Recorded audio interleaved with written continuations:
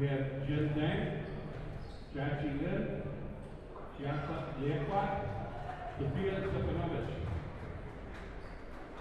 From California, we have Angela Vaughn, Levina Marut Pavia, Jessica Liu, and Christopher Cody.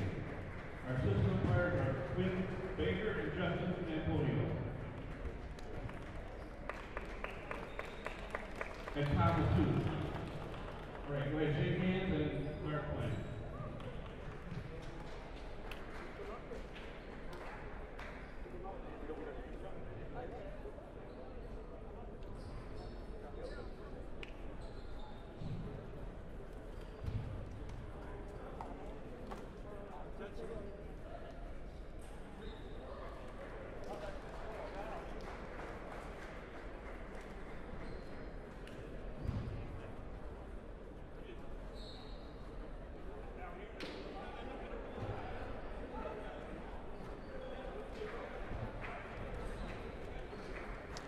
So welcome back to the 2022 College National Championships hosted by NCTTA, and we're in the women's final here for the teams, and it's going to be Texas Wesleyan from right up the road versus UC Berkeley, University of California at Berkeley. And we have, this is going to be an interesting matchup. I'm here with Matt Harrington. Matt, you've seen both the ladies play. Did you notice something about both of their backhands? Yep, we got long pips against kind of short / medium. I think it's short. It's going to be an interesting matchup. Angela obviously has a lot of experience playing domestically and internationally, and pretty comfortable against the attacking game of most female players. It'll be interesting to see how Dang uses the short pips on her backhand to try and maybe manipulate a little bit of an advantage. But I would say they're both relatively evenly matched in terms of skill level. So it's going to be, I guess, a tactical showdown to see who comes up with the best game plan. Well, I know that Angela's been sitting, but Dang has not been. She just finished up with the co-ed doubles. So I have a feeling that she'll be stronger out of the gate. It's possible, yeah. I mean, these two have probably played more matches than most other players in the hall. They're playing both the co-ed team competition and the women's team competition, which typically alternate on schedule. So, you know, a lot of their matches have been back-to-back, back-to-back, back-to-back. So I know Angela said she was pretty tired, but she's hanging in there. Yeah, she's very slight. So, but the amount of footwork that she does is really taxing, and she moves like a butterfly out there. I mean, she's really light on her feet. Having talked to her before, she started when she was young doing ballet, so she's got good foot speed and balance. As you can see, the players are warming up the forehands. They'll switch to the backhands.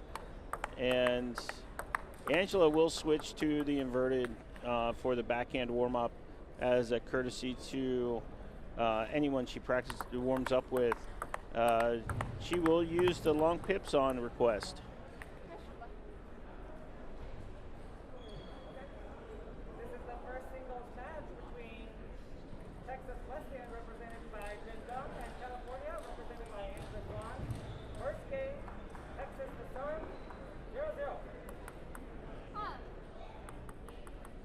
So here we go. Let's see what fireworks start off.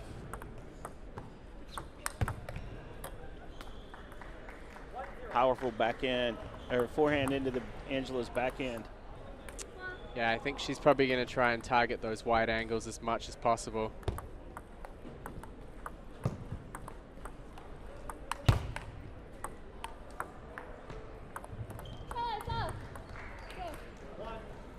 A lot more spin than it looked. Tried to just touch it back right into the net.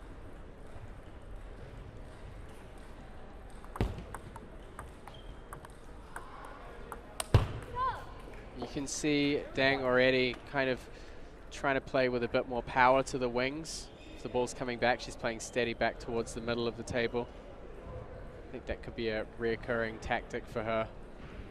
Yeah, it draws Angela into the middle.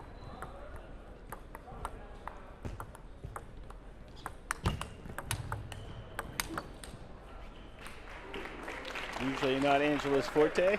Some great speed from Deng there on those forehand attacks.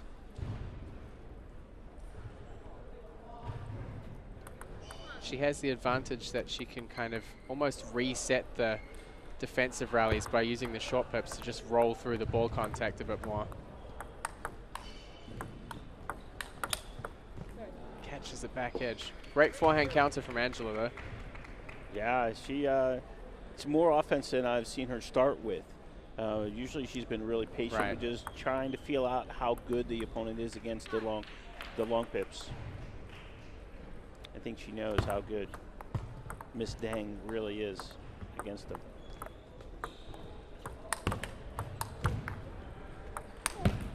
Just misses the down the line shot.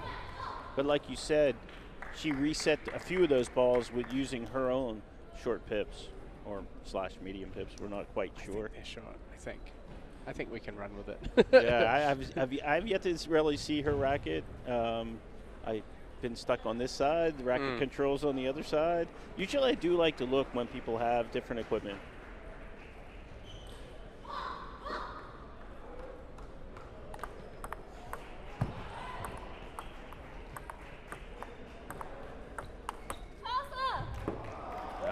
She had jumped on the reset ball. Yeah, and I think this is really important for her. Like you said, usually she'll ease into the match defensively quite a lot and then kind of start building her confidence on attack, but she's really coming straight out of the box here on the attack.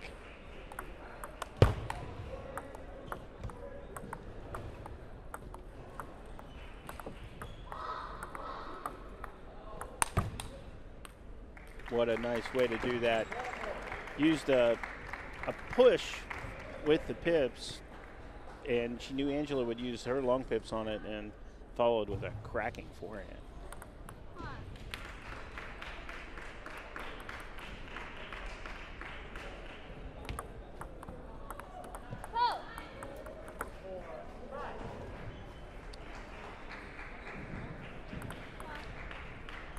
As expected, quite the tight match so far.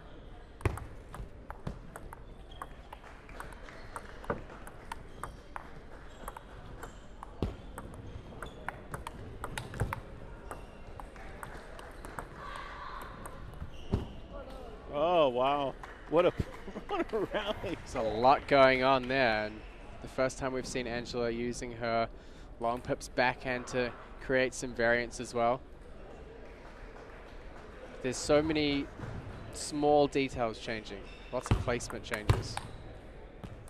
It's not just the side-to-side movement, but also covering the depth, the ball going short, ball going long. Changes in top spin, back spin, sometimes no spin.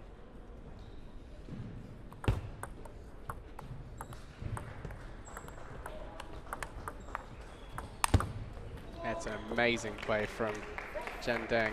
Yeah, she got around that corner and just let it go. And we didn't see her really start her own offense in the doubles, but it's hard when the other two players are so strong. So you're getting to see a little bit more of the whole complementary part of her game right now.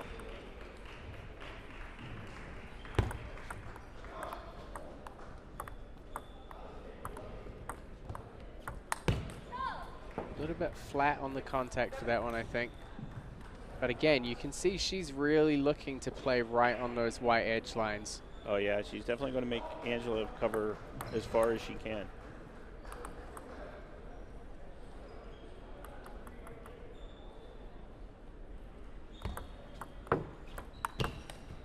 Oh, right down the middle. Oftentimes, choppers are really comfortable using both wings. You go into the middle a little bit, and it really is an uncomfortable position for them.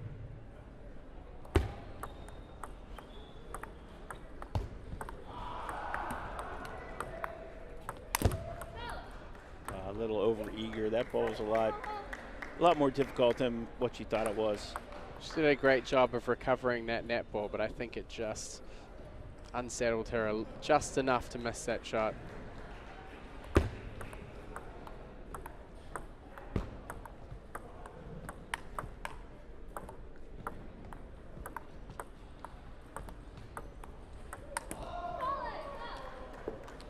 Like you said, Matt, Zheng Deng was moving the ball to the corners, and then she got the forehand up the line and just caught the top of the DHS net.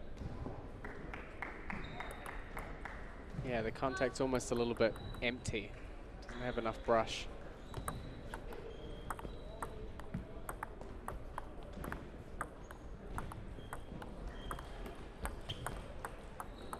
Slightly tentative. 3 game points for Angela Guan.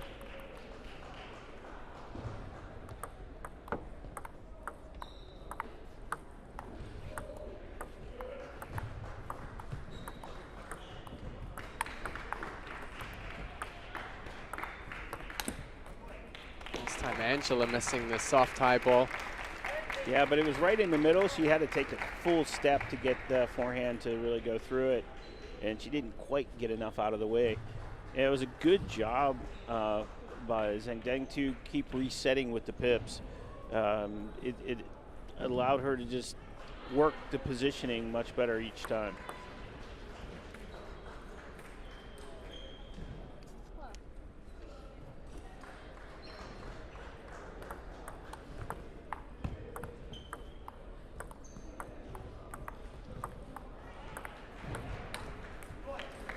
Little opportunity there, but you could just see there was a slight hesitance. Yeah, that's not her preferred shot, going inside out to the backhand. And Angela Guan calling a timeout in the first game here. Either she is uncomfortable with herself physically, you know, whether she's got she starts to feel a little cramping going on or fatigue. Yeah. I think I had heard a little earlier in the day today that she'd perhaps been up to see the doctor that's upstairs, the medical assistant, for an injury. I'm not sure what the injury was, but I think in a match that's this tight between two players of even level, she just knows that this first game, she just can't let it go. Yeah, and she you know, is on serve. So it's a good time to plan exactly what you want to do and really set it, visualize it in your mind, and then go. She's taken all of her time there at the back of the bench just to collect herself. She did actually look at the clock. She's like, how much I got? Oh, time to go back.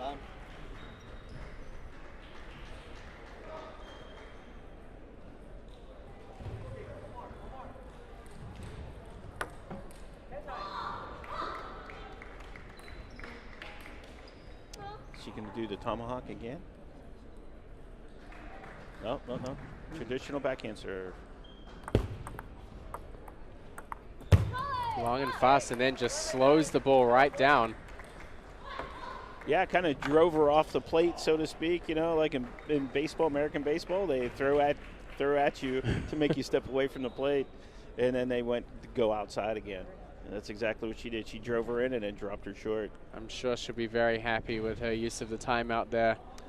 Oh, yeah. I mean, it's critical. You know, that first game puts a lot of pressure now on the Texas Wesleyan player to, you know, she's going to go talk to Coach Doru and see what changes she needs to make.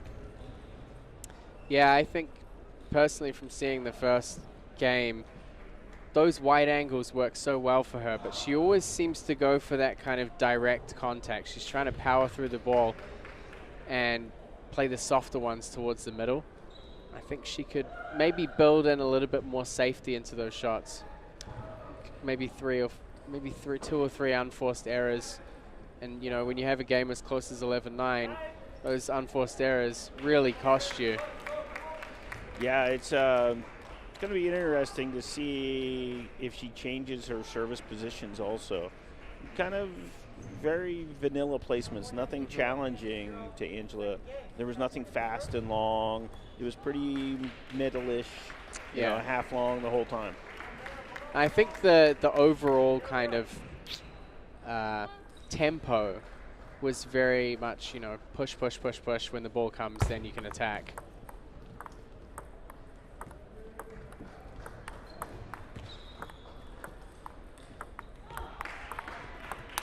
And this time Angela taking advantage of perhaps a little bit more of a disadvantage on that short pip side.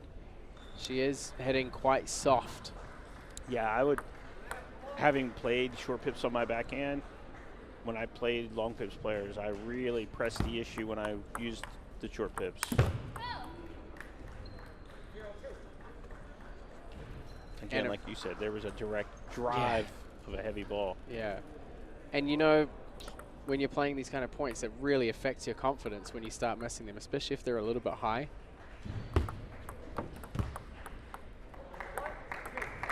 A little more challenging of a serve there. Really fast and good underspin. And there was a fast empty one. So nice change of the service. Serves. Yeah.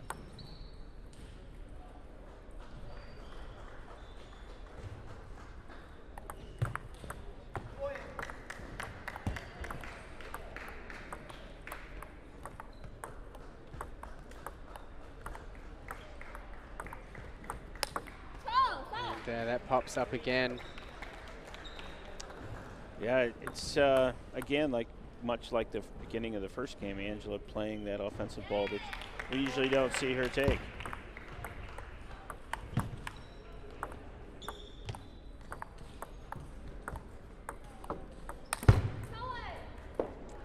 I think one of the main issues that she's facing is that she's almost trying to use her push to set up those easier attacking balls.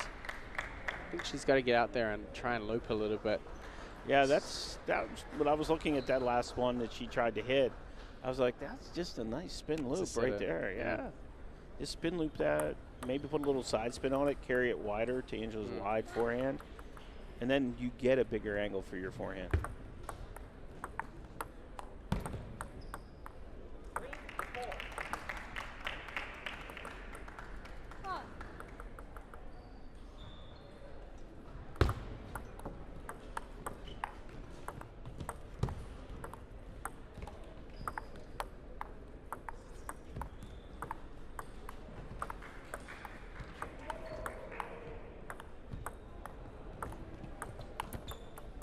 That's a little bit more patient, a little bit more of pushing Angela in and out. She's got to remember, both of these players have been playing twice as many matches. She needs to make Angela work as much as possible.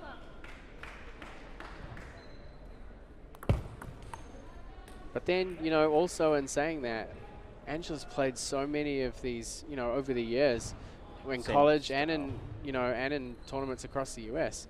These just long, grinding matches against players at this level. So she has a lot of experience there as well.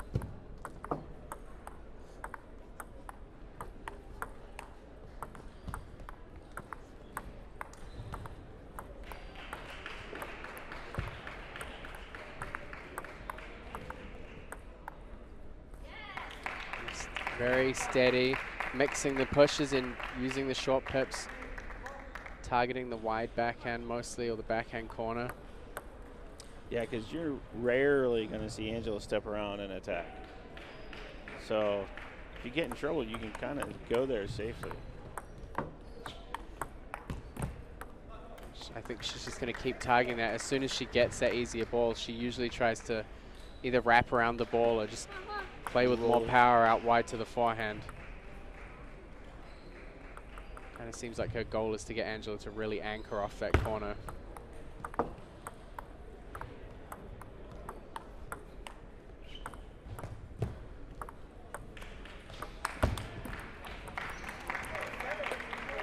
That was interesting because she kind of forced Angela to twiddle and then went right back to the forehand. And Angela was back to the forehand side, back to the regular rubber, but not able to do anything with it.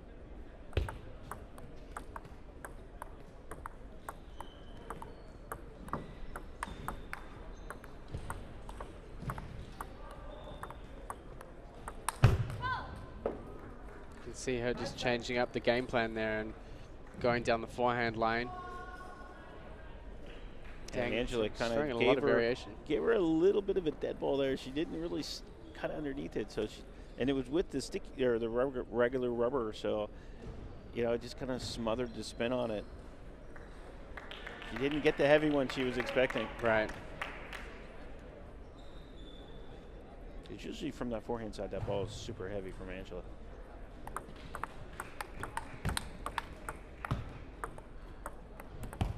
Might have been one of the faster exchanges we've seen between these two players. And then that was Angela using the red as a countering, you know. Which is impressive. Very hard to control.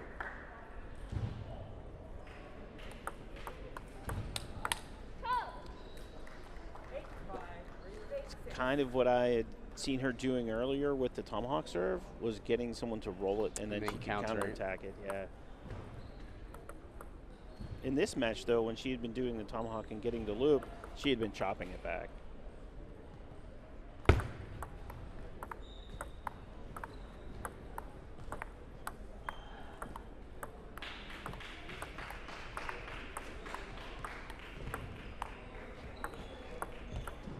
Great drop there from Deng. She knew she had enough spin to do that drop, because Angela really swung through that one, and she just beautifully touched that. It sat up so nicely too. I think everybody in the hall was fooled there. I thought she was going to go for it.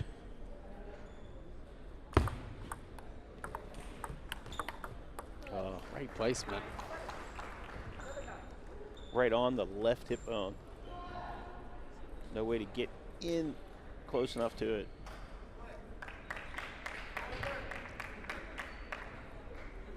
Still, Angela's down by 2. She's still got some room that she needs to work.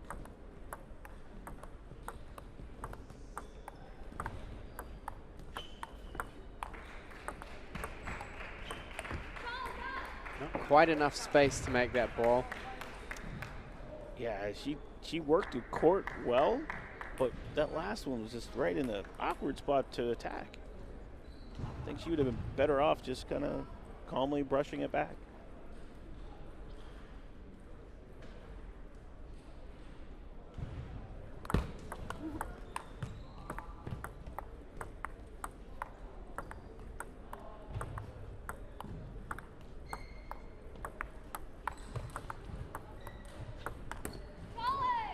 Again, it just feels like the ball's contact's a little bit empty. It doesn't really have the arc or the safety.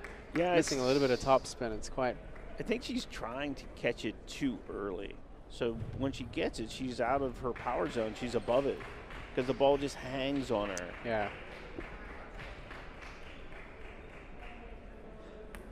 So Angela Guan, having trailed almost the entire game, catches back up to 9-9. Well, let's see how deep into the bag of tricks we get with the serves.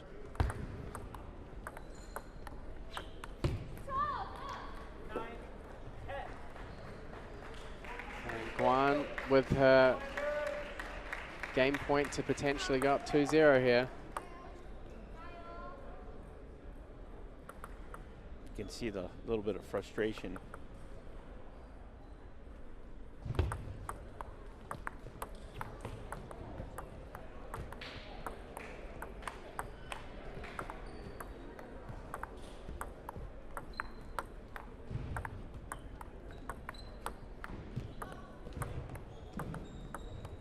Nice job working the table.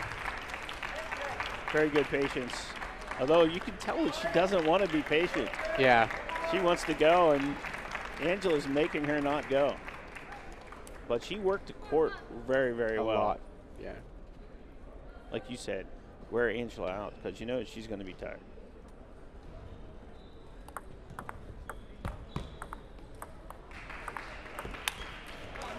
Yeah, big risk there, but not very often we see Angela stepping around to play forehand, but if the ball pops up like that and the opportunity presents itself. Just a little late. There you go. When it's not your natural thing to do and you don't practice it every day, it makes it hard to pull off a 10-10.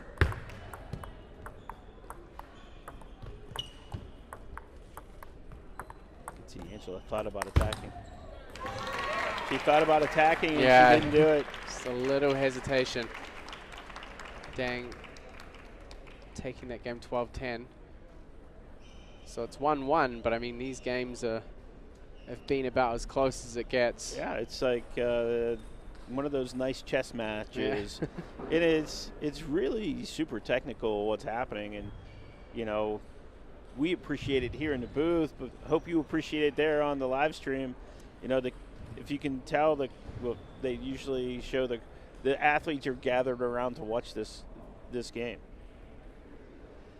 Yeah, so many small details, and of course there's that added difficulty for both players of having the pips on their backhand and having to play the pips against the pips, and a lot of the time you end up with these kind of float ball dead situations, and sometimes it's hard to keep up with what's actually happening to the ball.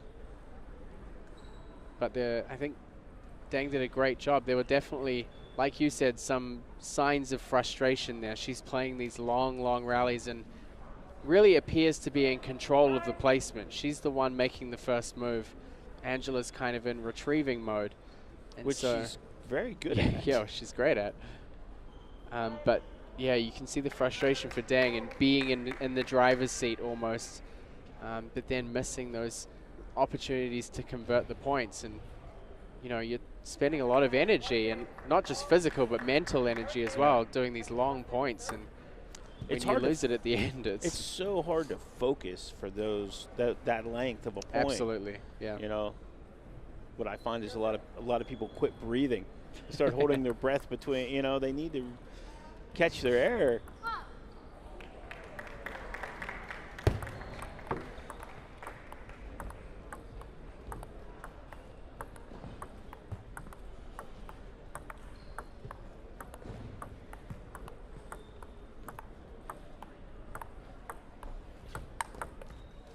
It's a brilliant shot. Such a great way to start as well. And I think it addresses a problem that Dang needs to find a solution to, which is throughout a lot of these points, she hasn't really had anything overly threatening to Angela.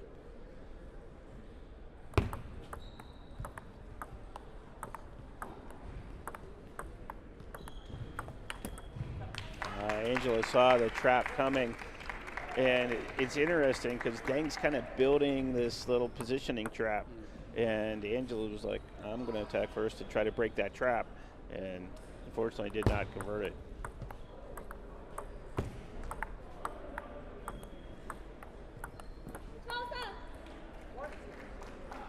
Sometimes the ball is so spinny, you want to just touch it, but you really need to go through it. And they made that mistake.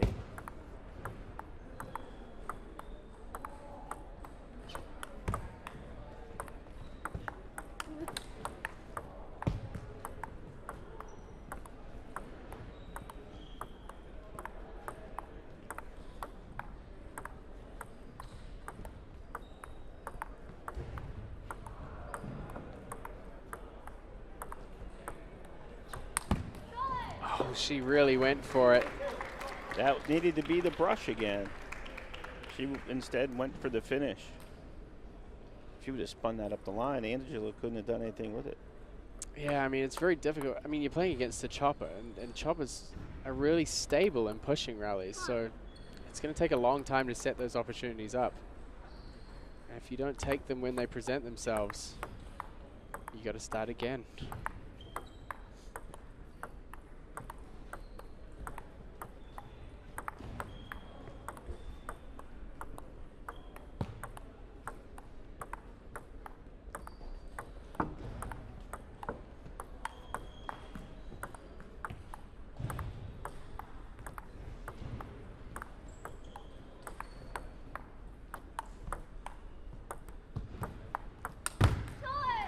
Oh, she got what she wanted and just couldn't. She wasn't ready for it. She really was not prepared to finish that ball. Yeah, it's just that little added weirdness from Angela, kind of playing an awkward shot with her backhand side as well. Just enough to throw her off. Quite the view on the screen at the moment. Good look at the serve, height and position.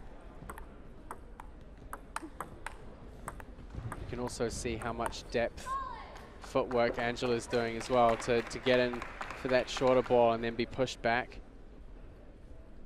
Kind of cool if we had like a thermal camera to track her footprints on the court. That'd be great. Put that on the wish list. I'll put it on. So Angela Guan up 4-2. So patient. I mean, really for Angela, if she knows that she can hit 10, 15 shots and then coin flip on Dang potentially making an error, that's the strategy she's going to go with. Yeah, absolutely.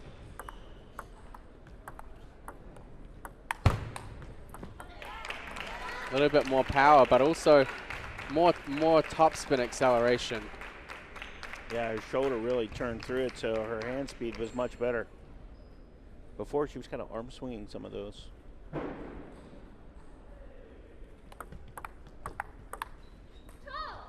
Very interesting little set play there from Angela, going that long, fast tomahawk and then following up with the long pips again.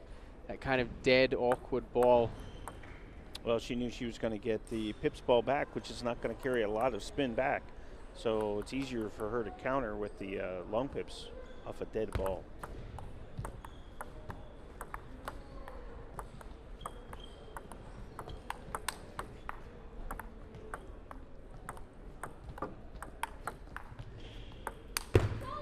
And again, missing that. That basically is the climax of the point. That's the one moment where she has this big chance to finish, and it's got to take a toll mentally when you're missing those. Yeah, she really needs shots to attack that ball if she can get it more into the backhand court so she can physically step through the table.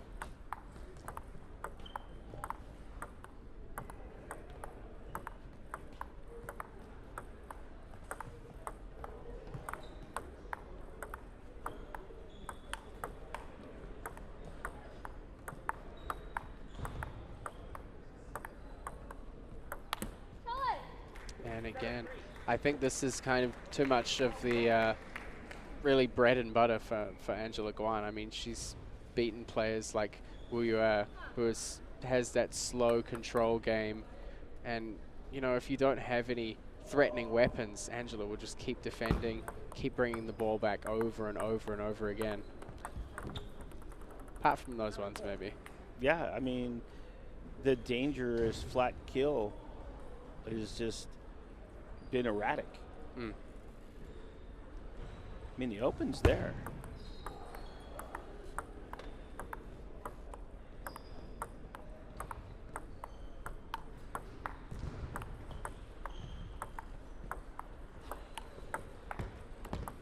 That's the control spin, lucky break on the net. But yeah, I mean, she's definitely creating the opportunities. I think if she'd converted all the opportunities she created, we'd be looking at a very different game right now. Absolutely. Yeah, she's doing like the right things, but just at the end, just not finishing. You know, she's like getting there. I know what I want to do, but I'm a little too hesitant, you know, or she gets a little frustrated and tries to go too hard too early.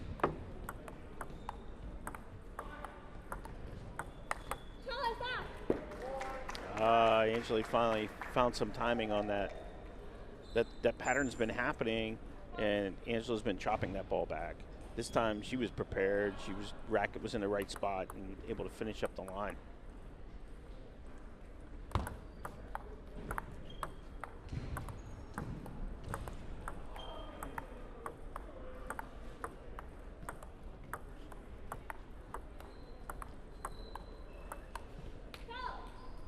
Just outside the edge. It's the right ball, the right spin, but just outside. 6 game points here for Angela Guan to go up 2-1.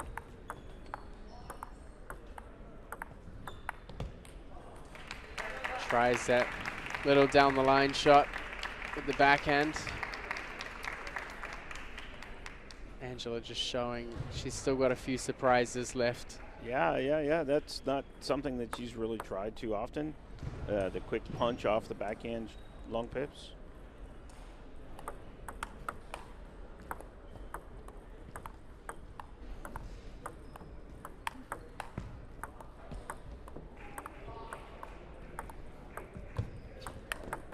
Great shot there from Depth Deng to change. finish that.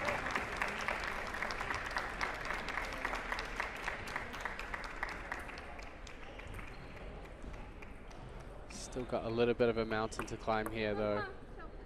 Has the serve, but 4 game points she'll need to recover. That's a lot when your opponent is just retrieving everything you do. And what a finish to this 3rd game from Angela Guan. Definitely the biggest score gap, and yeah, she definitely took her offensive opportunities and made the most of them. They're finishing the game with a very solid forehand straight down the middle. She didn't try to do anything too fancy with it, and it was just high enough. She was able to convert. I think that 3rd game for Angela was really good. She just settled into her pace, into Right. her game, and I don't think she's particularly worried. I don't think anything was really, like I said, threatening to her that took her out of her comfort zone. She was very rhythmic and kind of going through the motions, keeping it mostly defensive because she was just able to force, you know, there were a lot of unforced errors, there were a lot of forced errors, but as long as Deng keeps on missing those big opportunities to convert the points, Angela's just happy to continue bringing the ball back. Right. They just did that replay of that positioning battle.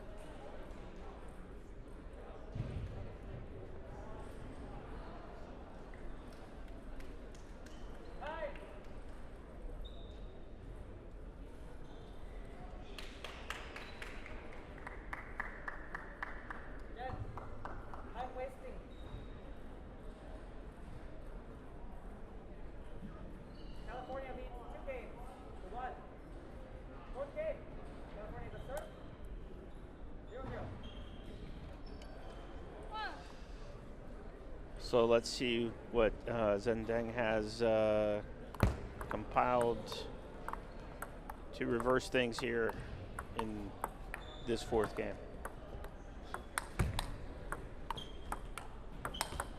That's a brilliant start. If she can keep that kind of gameplay up. Nice and pacey, not too much.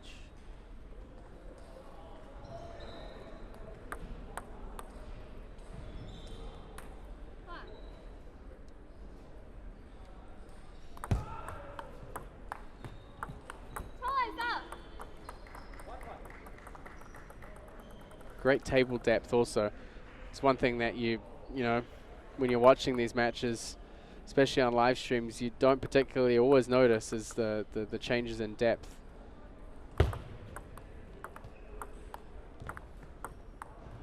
Yeah. Angela seems to have a little more jump in her step at this moment.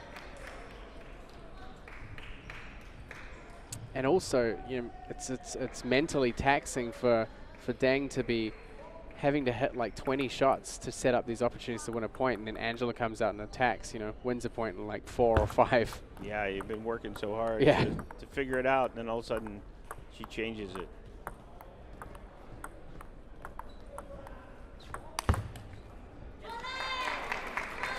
Yeah, that was good positioning change again, inside, outside, right and left, and then stepping around and making the finish. If she keeps converting those, you know, it's going to be a lot of pressure on Angela. Yeah, I mean, that's the biggest change she needs right now is to make sure she converts all those setups.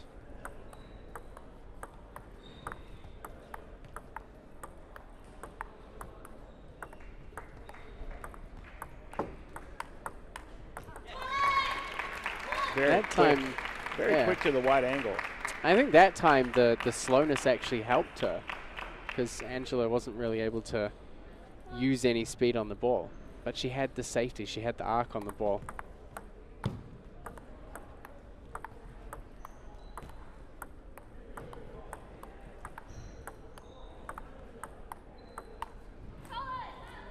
I was just not sure. And when you're not sure and you try to make that open, bad things happen. That ball was just carried too long out the court.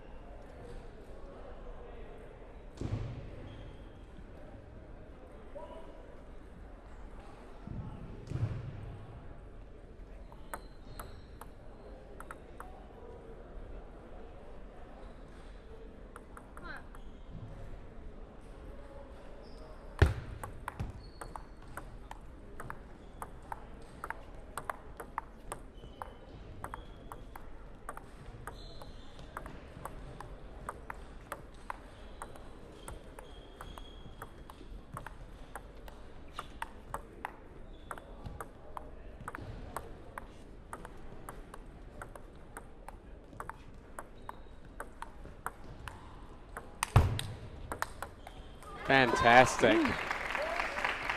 And you could see she really utilized the topspin on the slightly easier ball first and then set up another great opportunity. And her timed that little bit of earlier timing on the next forehand was brilliant.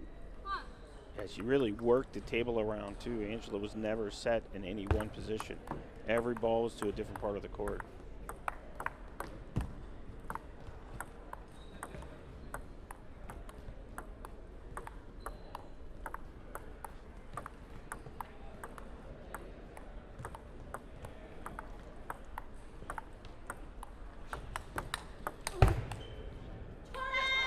Another couple of shots, a good setup and then a good follow-up.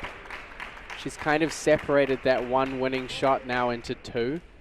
I think it's just given her much better odds of being able to convert those points. Well, again, she didn't constructed that point much the same with all of the different positions on the table.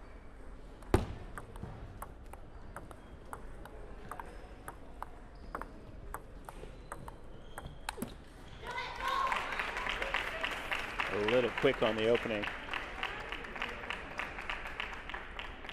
She didn't have to rip at it. She could have just guided that loop in if she wanted to. But I think Deng would have liked that. Possibly, yeah. I don't think it was necessarily the right ball for Angela to go after either.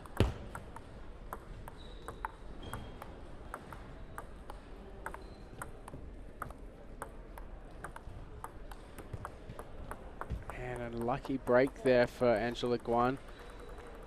But Deng still has a 2-point lead. Like we've always talked about in coaching, when you hit a ball with underspin into the net, it wants to climb the net more.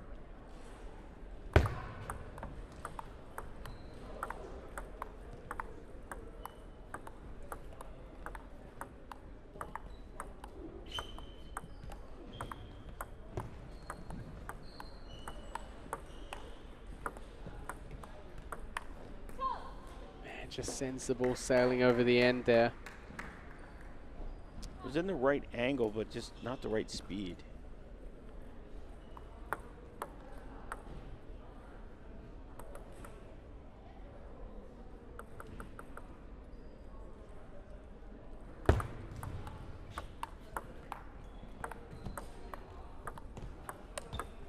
Great shot down the line from Angela Guan.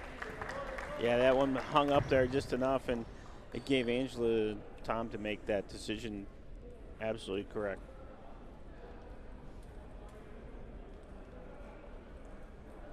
So she's tied things back up at 6-6 again. Deng in the pressure zone, having worked so hard for every point, and she really earned that lead that she had. It's got to be frustrating to have this level yet again.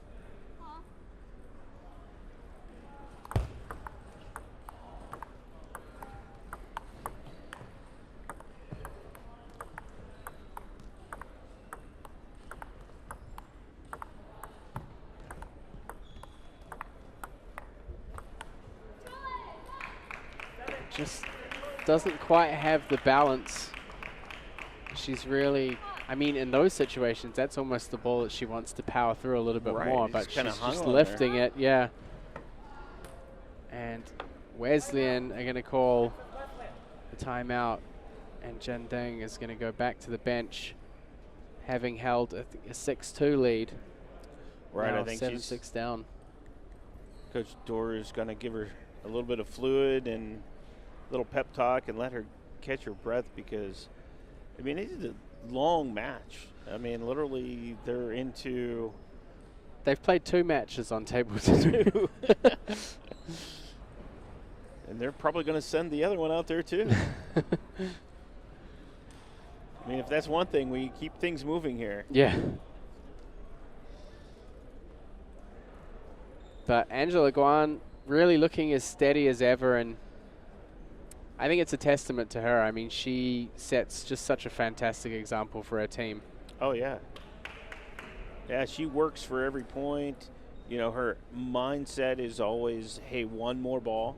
And no matter where the ball goes on the depth, you know, even on some of those crazier attacks, she's stretching out and trying to get her racket to chop on that ball. So, you know, it's a testament to her desire to win. Absolutely, yeah. She's the U.S. version of the silent assassin, maybe. Just calmly keeping things in perspective.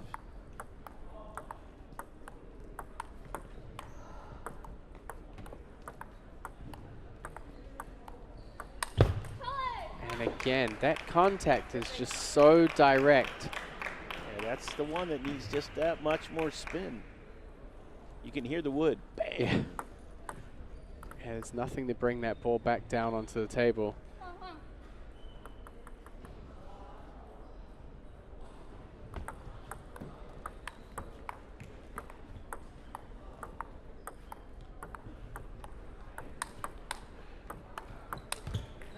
And a very bold play there from Angela Guan, going for that counter, and she kind of almost stormed the table to get back in as well. Well, I think she thought it was going to be a little bit softer than it was, because she'd been rolling those. Well, there's her one for the day.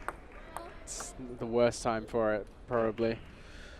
I'm sure she's going to be disappointed with that, but got to take a deep breath in that situation and try and refocus.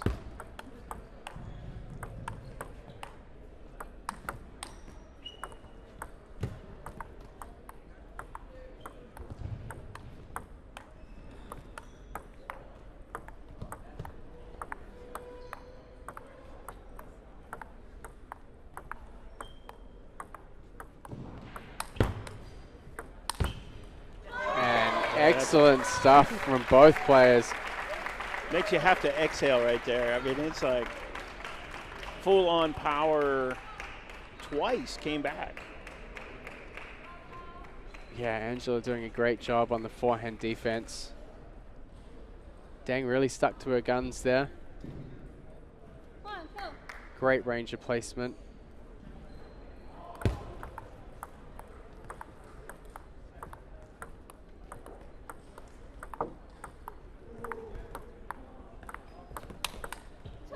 That's amazing. I mean, she was in the middle of the table.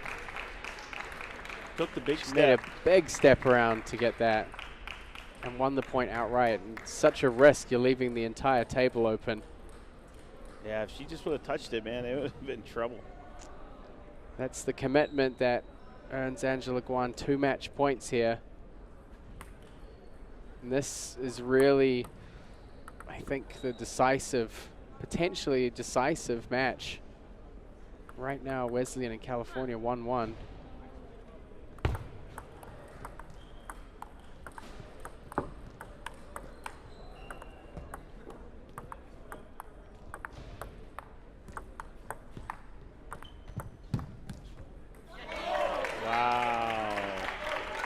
I did not see that ball going long at all. Looked like just another backhand chop. Little less on it.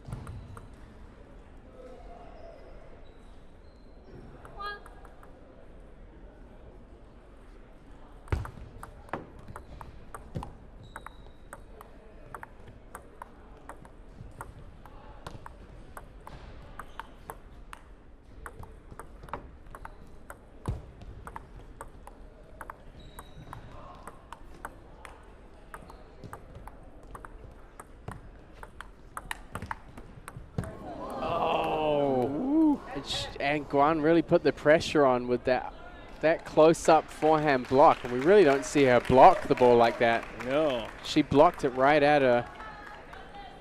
A little bit of good fortune there for Jan Deng, and she's tied things up at 10-10 to give herself another shot at equalizing this match.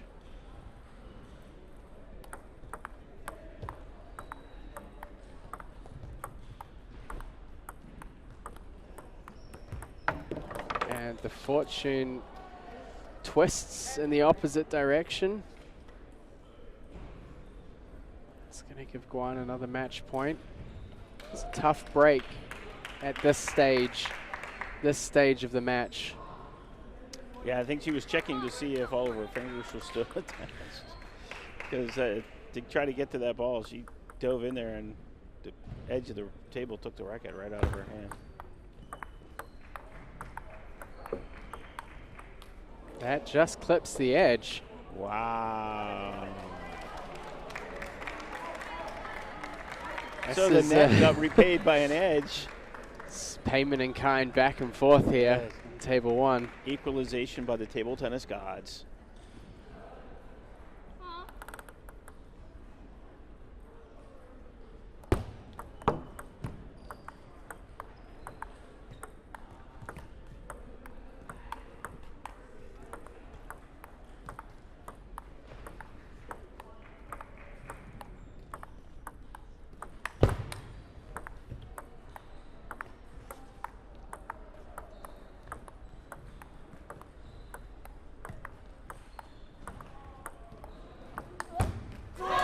Just pops that up, and she's there for it. She's going to get another game point here. She was ready to go. I was She pounced right on that ball. waiting to see another net or edge. I really thought it was going to happen. Great finish from Deng. She's in a good position here with the serve and a game point in hand.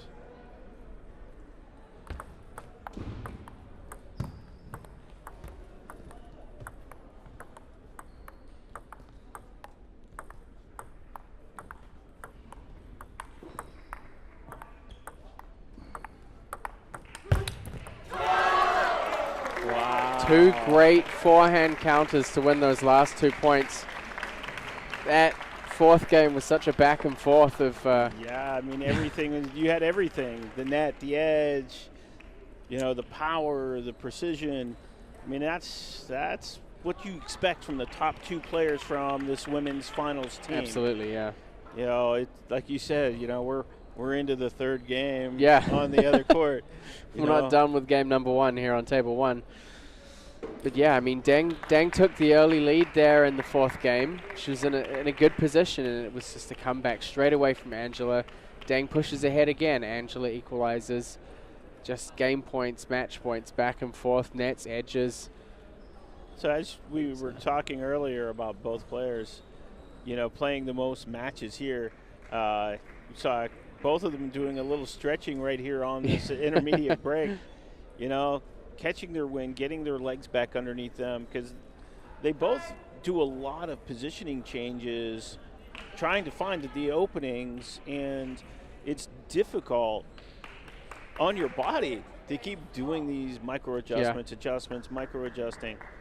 And then Angela taking big strides, stepping around the corner to rip that one ball. I mean, that's a big physical move. Absolutely, yeah. And especially late in the day, late in the match. It's huge. We've had 3 unbelievably close games, so the third was the only small break that Angela got. This fifth is going to be, I think, pretty tight from both players.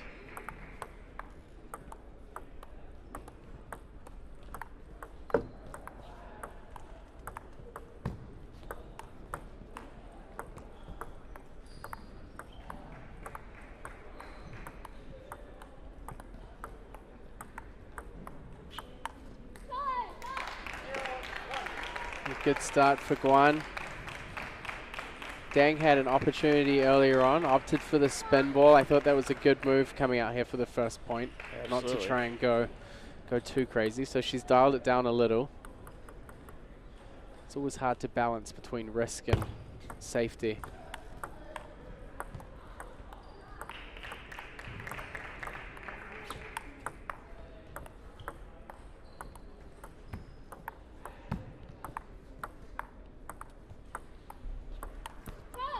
And again in the net. Like you said earlier on in this match, just catching the timing quite late in the swing. She's not really generating any acceleration from below the ball. It all just happens at the ball contact and afterwards. It might be a factor of the fatigue, of how many matches she's played today.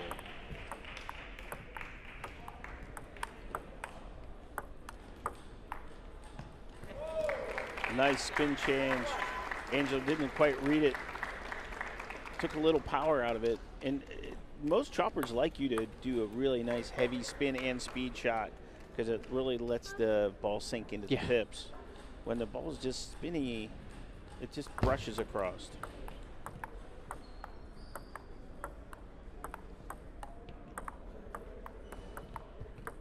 A little net right there. Didn't change much.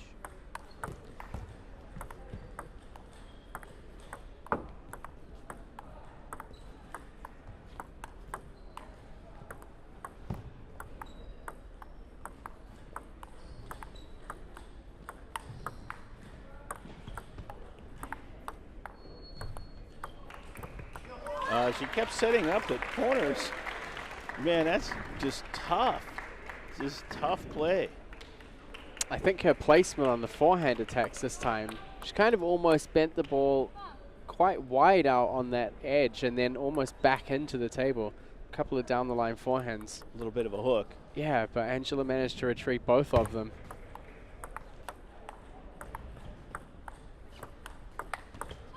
Fantastic stuff there. And, you know, that kind of point really plays so well in their favor because the pace of the match has been so consistent. And all of a sudden, bow. Yeah. So just very unexpected. But Angela knew where the ball was going to be going.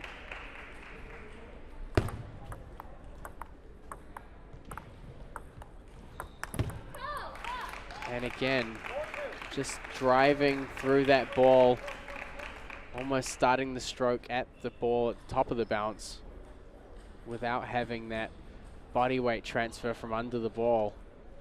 I mean, I've done this, but it's not really proper where you can open your racket up and then just smash that ball when it that heavy underspin ball gets to net height. It's not the right thing to do it's not consistent. But when you do it a couple times, the guys really start thinking about their height control. Absolutely, yeah. It's just full commitment, though.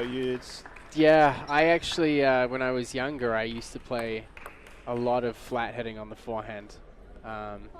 Obviously, after the plastic ball came in, I kind of changed my style a little more, but it's risky but rewarding when it works, especially against defenders.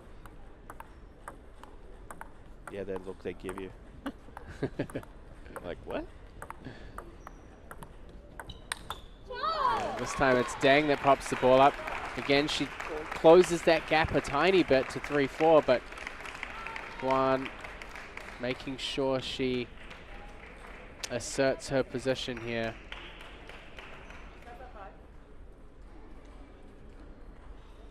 Yeah, I was looking. This is the teams. It's not event, seven. Yeah. It's not 7 games.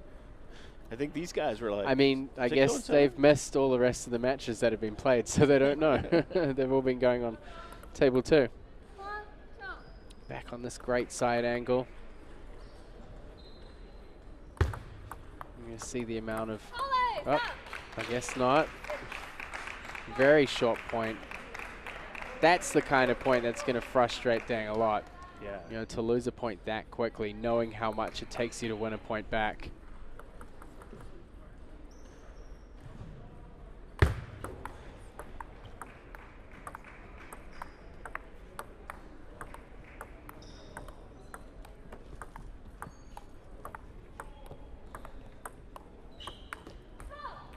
And just misses that.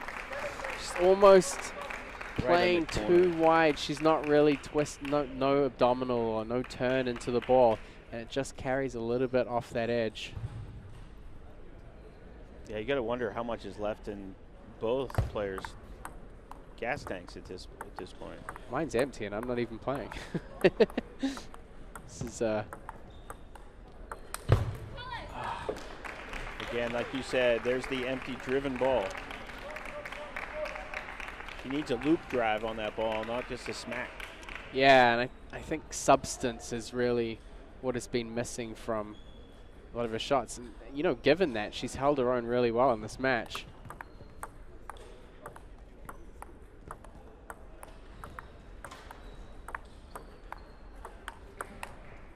There, she fully committed to that loop. It's a great balanced loop. Yeah. Yeah, I mean, she's a good player. She has the skills. She's just really coming down to shot selection in those most important moments. Well, we've seen Angela come back from 4 down, so let's see if it happens the other way. I mean, it's a lot of pressure. No better time for it than now, right? Yeah, you better do it.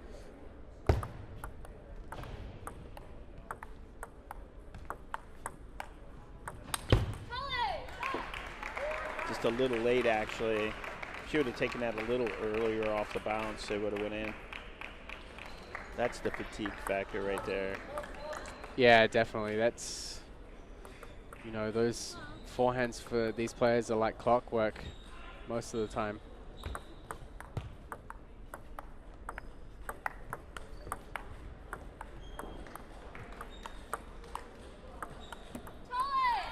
Yeah. Yeah, I think you're right. You can definitely see there's not really much energy transfer into the boards.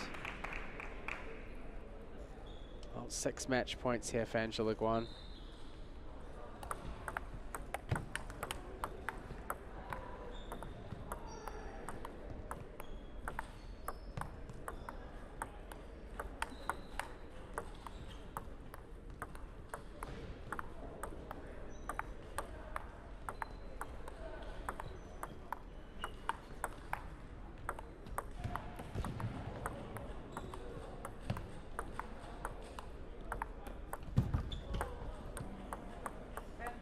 I almost didn't even realize what happened at the end. I couldn't see it, so she was right in front of it. Yeah. Bizarre match point. I mean, Angela really came out strong at the start of that to try and win the point a little quicker, but one of the longer rallies we've had here. And she'll win straight off the serve. Angela Guan winning 11-5 in the 5th. This gives Berkeley a 2-1 lead. But it looks like Wesleyan over on table 2 is probably going to equalize. So it looks like the odds of us going to a deciding doubles match here, as we have quite a number of times already this tournament. Yeah, you know, I had a string of 6 deuce games in a row earlier today. And it kind of reminds me of what's happening here. Every team event has came down to the, in the last quarterfinals, semifinals, always it's come down to the doubles. I got the easy draw on day 1 because I was on table 2. Usually all the doubles end up being on table 1. The 5 with the odd number, so they're back on table 1.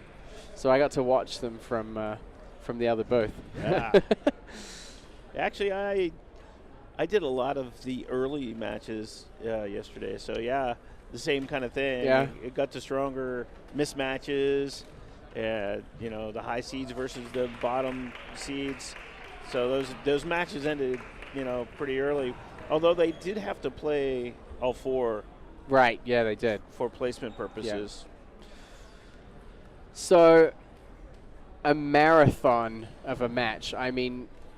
I think they're both looking to find some oxygen bottles and some rehydrate. Because they're going to be both needing to come out if it comes to the single or to the doubles. Both are going to be playing in that again. I mean, you know, almost 3 matches played on the other table just in the time that it took them to get through 5 sets in the first match here, and I just and it was not they big must delays. be just They're going to sleep well tonight, I think. They really. If they don't sleep before they get back to their room. But of course, the likelihood of them being back on for the doubles is almost 100%. definite. It's going to be an interesting matchup. Right now over on table 2, it's 7-2 and 2-0 for Wesleyan. So I think it's Sopanovic. Sofia Sopanovic. She's got a pretty commanding lead in that singles match. I think Wesleyan, I mean, if Dang's going to have to really get her energy back on the bench, but I mean, Dang and Lin, I believe, were women's doubles champions at the US Open. So, you know, they have a good rapport together as teammates, and they're a fairly compatible doubles pair. So, it'll be very interesting to see how that goes. Yeah, I see Lynn eating a banana right now. But I think it should be Dang eating the banana right now. I'd be, if it was Chocolate. me, chocolate, yeah. Chocolate. A lot of it. Little Coca-Cola and chocolate mix. Sometimes I don't even need to play a match to do a bowl of ice cream. Why not? Yeah. So we'll wait for the result of table 2, and we'll. California's closing the gap. Yeah. Sophia had a big lead, now slightly eroded.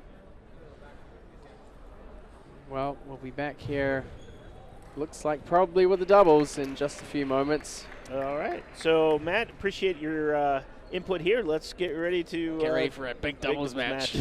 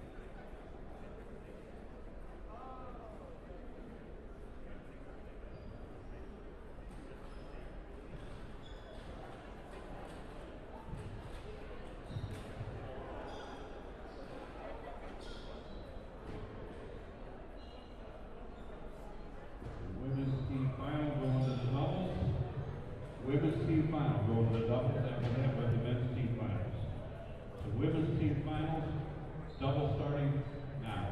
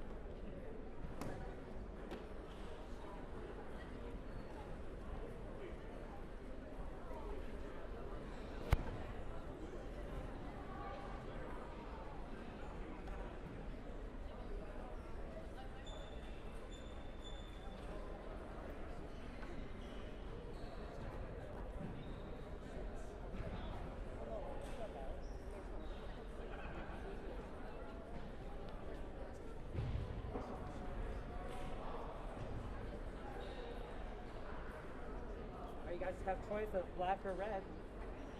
Anybody can choose. I'll take red. Take red. Sure, why not? Red is black. What would you like? Would you like to receive? So you guys will serve first. Would you like to pick a side? A side? The side? Okay, which one are you going to serve first? You're going to serve first? Angela's going to serve first. Which one are you going to receive? You were going to receive? Okay. 2-minute warm-up. So welcome back to the 2022 National Collegiate Championships. 2020, you're carrying on from the last event. I missed 2020. It's chronological order, right? We kind of lost track. It kind of disappeared, you know. We were ready for it, and no.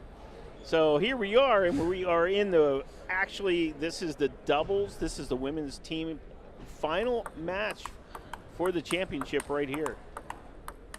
So it's been a battle, and you know, on the top 2 players literally played their match while all of the rest finished. Yeah, we just finished the first match, and now we're on the 5th. Yeah. What happened? Yeah. All of the others occurred on court 2, while we had a battle on court 1. Marathon. And the 2 players that were just playing for an hour decided to let their partners Doubles. Yeah, I mean, why not, right? Hey, I think I'm good. But it's going to be an interesting style matchup because both players from Texas Wesleyan are straight-up attackers. Even though Dang has the pips on the back end, it's an aggressive pips. So you can see they're fairly consistent attackers. I think we saw in Lynn's matches even earlier on with Indiana. Oh no, the before Coed that. team. It's been that long of a day, folks. It was it was in the Coed, right? Not the Yeah, women's. the Yeah, Coed. yeah. Yep. Yeah, she was very consistent, very stable attacker. I think, you know, they don't really create too much pace, which is going to make it interesting. I mean, Lavanya has a very good spin control game, but she also can get a lot of whip in her shots. So if the Wesleyan pair play soft, Lavanya might be able to overpower them a little bit. But that backhand, yeah, that was quite the opening backhand right there. Of course, she was in the U.S. cadet team, I believe. Cadet national team for a few years.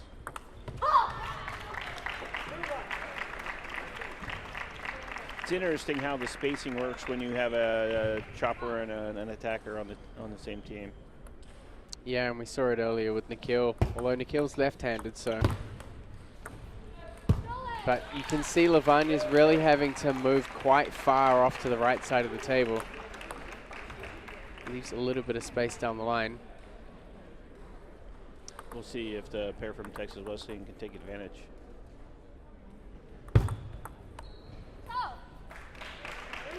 Good start here from Berkeley.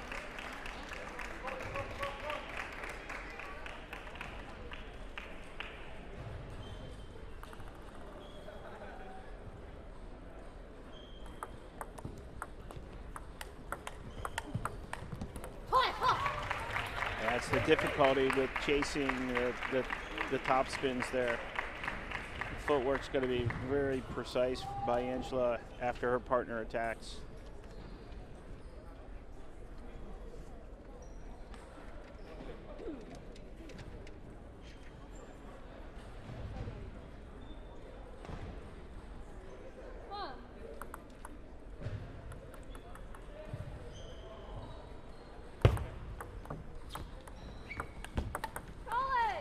Great balance power there from Lavanya, and good placement onto the backhand corner as well. Yeah, Angela did a great job of making the ball heavy enough where she could get a good open. The serve return is critical for Angela right here. Huge forehand. That's the kind of power that's going to be dangerous. And she's also finding space on the table as well. Yeah, Angela is playing the ball into the corner, and she's clearly out of the way of the next ball. So Lavanya has the whole table to make her own play. A little bit, almost looked like her foot or her footing got caught up a little bit there. Just a little off balance going for that wide forehand. Sure, the Wesleyan pair are going to be trying to focus as much as they can to keep Marutha Pandian off balance. Some superb counters there from both sides.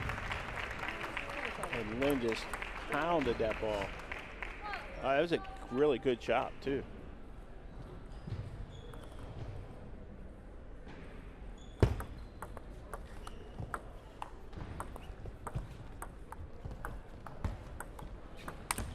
And you can see the intention of the Berkeley pair. They had Wesleyan really tied up off that backhand corner, and there was a gap, and Lavanya was ready to go into it. Just clipped the net and didn't quite land that shot. Nice drop on the return. Forces an error. Look at that, we're tied up at 6. What do you expect? Championship match? I don't know. I feel like so many matches have gone to 5 now. It's almost destiny. Banquet? What banquet? Yeah, Is there a what banquet about it?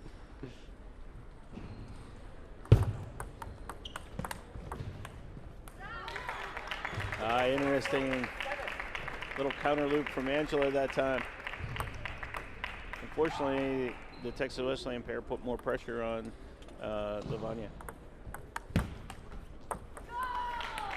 That really, she had to cover a lot of ground to even get to that ball.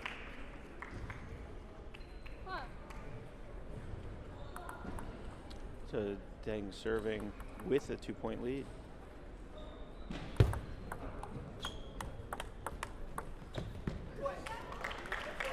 Some good combinations here. I'm sure Deng will be pleased to have someone to help her take on Angela this time after the singles. Lynn looks a little bit more comfortable against the defense and able to offer some more variation in her attack. I think she has a little more leg. There's a little more pop in the shot, I think, yeah. Well, I mean, she hasn't had to play all of those matches that Deng has had to play. Although she has been playing all the doubles.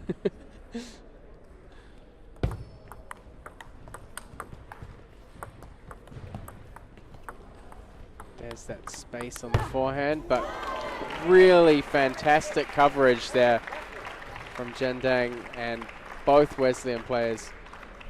They were locked up in that backhand corner. There was opportunity, a lot of space to cover to get to the forehand there. She played with really, really good quality though. I think so far it's been it's a little bit of a tough road ahead for the Berkeley pairing, but definitely some promising signs. And Marutha Pandian showing some great power in her shots, but very balanced with spin. So power with some built-in safety. But I think there's a lot of pressure on her to be the one taking the risks out there. And right. And yeah, you know, both of the Texas Wesleyan players on the forehand side can deal with that kind of ball.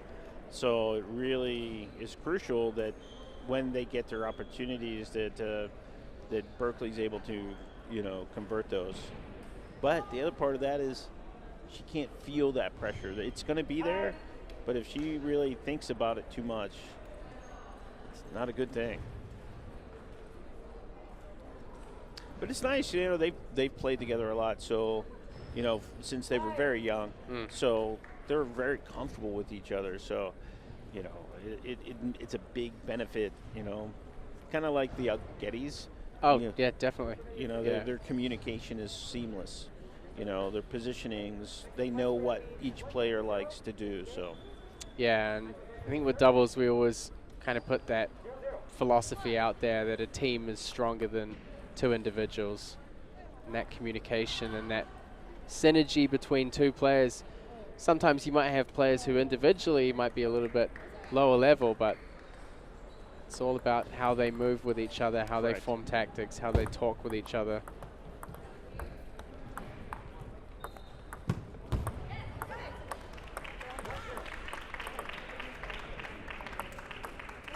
Lots of movement and rotation for both teams.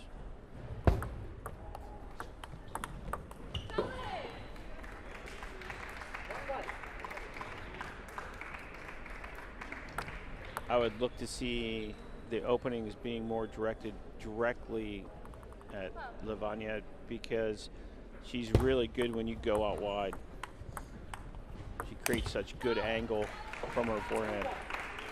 This could be interesting because Angela's playing back to Deng now in this rotation. You can see Deng again struggle with that flat ball against the forehand chop of Angela.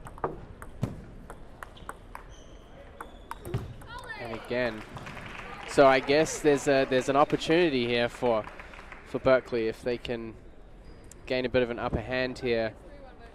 It's gonna be 3-1 for Guana Maruthapandian.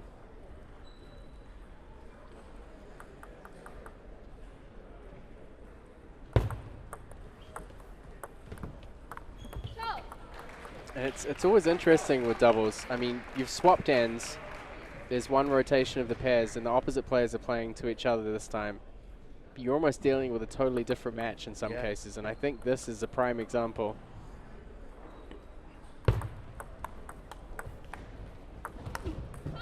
That's three unforced errors in a row.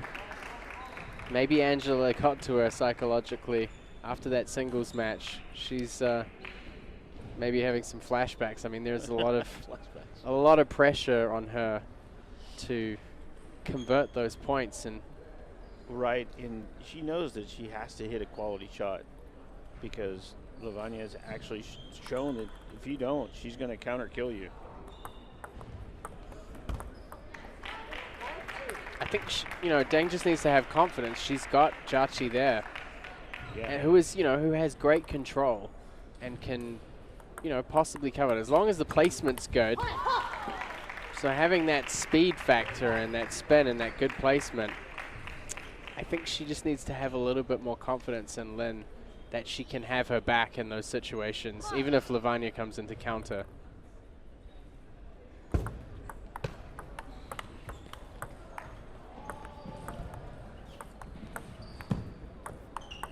That's a prime example right there. Yeah, absolutely. They've got to win this as a team. She's got to help build her partner's confidence back up too. And Berkeley with the timeout. 5-4 lead here. Interesting. That is interesting.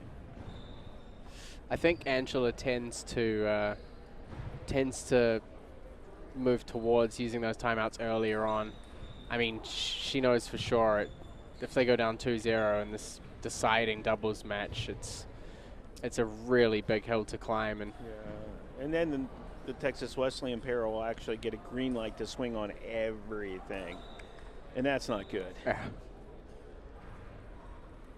Because they'll start finding their range. If they just start swinging, it's not going to be good. Yeah. But I like the fact that Jachi actually opened with that backhand, and it's really, really spinny. Spinny, but it's well quite measured. slow, and it almost dips. It dips down on the table as well. It's like a half long bounce. Makes it a little more trickier for to chop. Mm-hmm.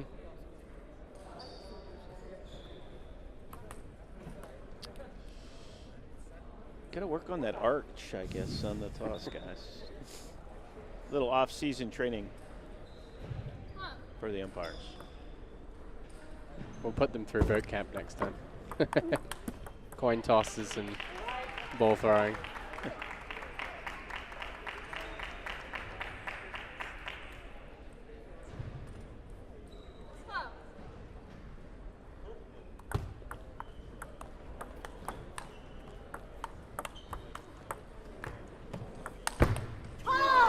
It's a great combination of shots. Deng just playing steady the first time round. Lin backing her up. They created some great angles. And the more of those shots that Deng plays and controls, she'll start to get that confidence back. She's trying to get away from the ball too quick. I mean, literally, she pushed it that and then was jumping back. Backing away from the table, yeah. And it's heavy enough that you actually got to go through it. And she's trying to touch it and get away as quick as possible. She's just got to let her, know that her partner's there to cover it.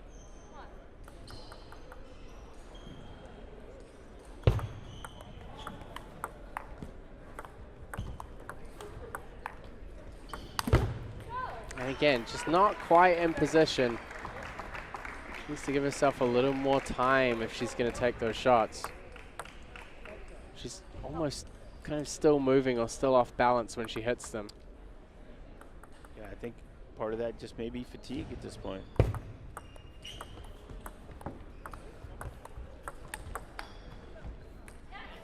Good Great angle. work there.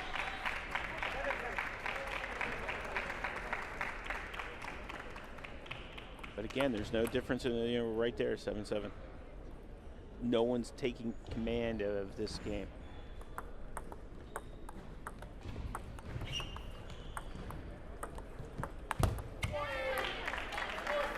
You That can was see now, awkward. yeah, you can see now Lavagna's kind of opting to attack a little bit later in the point.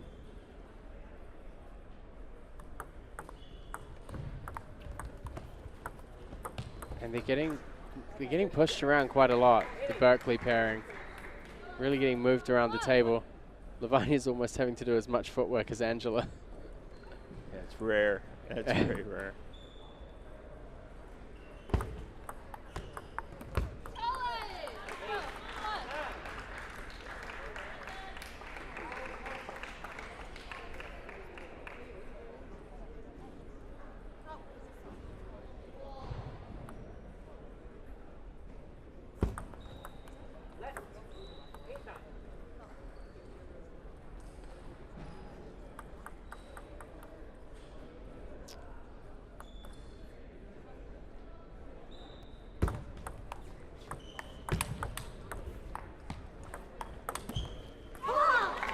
Good directional change.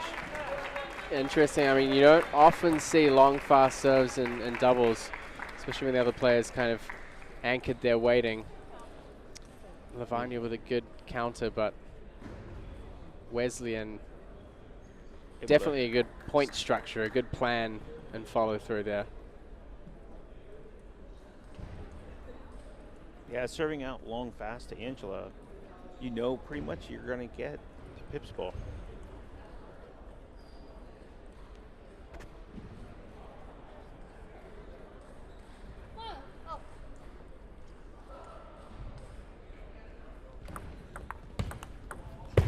And a pretty simple little set play there.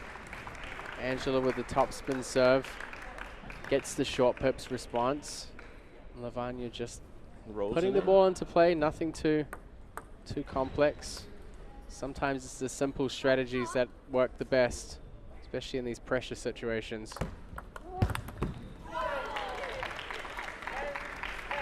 Yeah, I think that was a little error in placement there. I think she wanted to come inside more, got out wide to the forehand.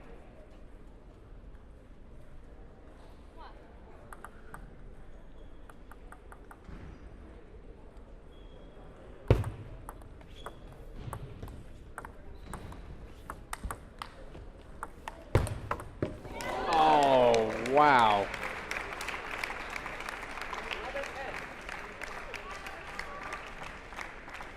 A lot going on that point. What a brilliant counter to finish it all the way out to the corner. Yeah, I just jammed From him into the Maritha corner. Penny. Nowhere to go. And with no racket in hand, pretty do you do? difficult to even try and get that back. It's going to give a game point for Juana Maritha Pandian. Could have some latent timeout benefits here from the one that they took half a game ago.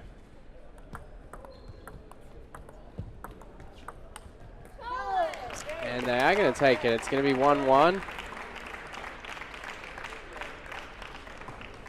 got a match. She looks a little irritated that her racket hit the ground. I think it popped the lens out of the handle. So now it's going to feel a little funny in her hand.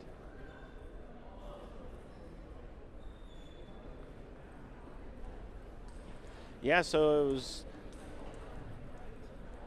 interesting to see what happened there. I mean, Deng and Lin started out slow, then took a big run, and then just kind of the boa constrictor kind of It's a perfect way of explaining it. clamped in on them. I mean, look at that. There's a replay of that. Is just textbook stuff from, and Angela got out so wide to retrieve that chop. And it was crazy. I mean, Lavagna was kind of out there with her. But it worked out. Brilliant It play. was right in step with where her forehand needed to be. Sometimes you make good you make a mistake and it actually It works benefits out you. for the better. Yeah. It actually ends up putting you in a better position. Because likely if she would have stayed still, she would have actually gotten jammed on that ball. Right. Yeah. So 1-1. We're going to go back to the same rotation as game 1. So a little bit more difficulty there was there for the UC. So Jai Chi will Berkeley's, actually be dealing with the chopped balls from Angela, which I think Deng is really happy to see for a while. Yeah, for sure.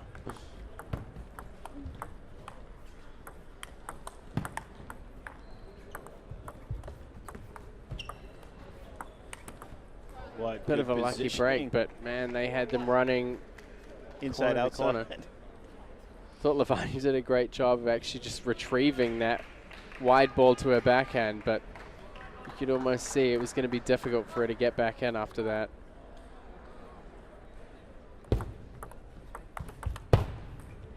And nets going back and forth here. Start game 3.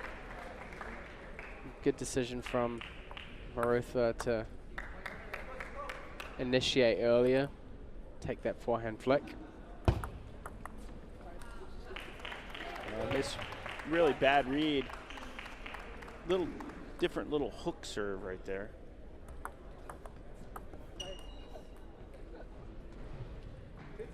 Thanks, like, oh, no. 3 already. How many edges can I get from this beautiful DHS table?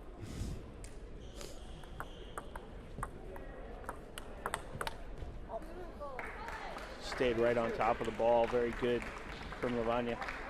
I think this Berkeley pair, I mean, if they can make a break here in game 3 with this rotation, that would be a huge advantage for them. And I think it would open up a lot of possibilities in this match.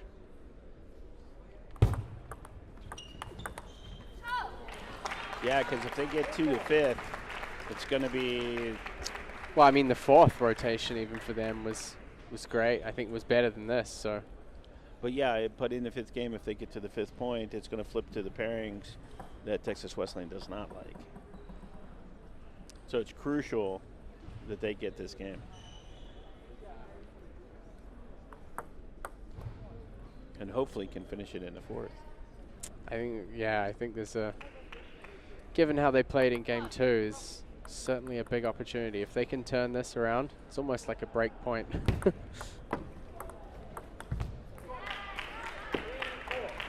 But I think for Lin and Deng, this is definitely the favorable rotation for them. So they got to pick things up here to keep Wesleyan in this match.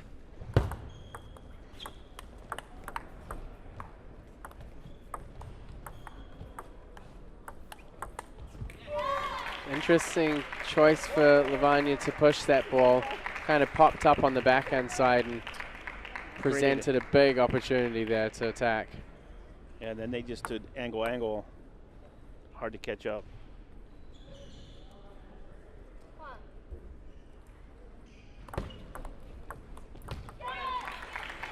Angela, a bit of a miss serve, and luckily it went over. Kind of caught her racket edge and jumped on over.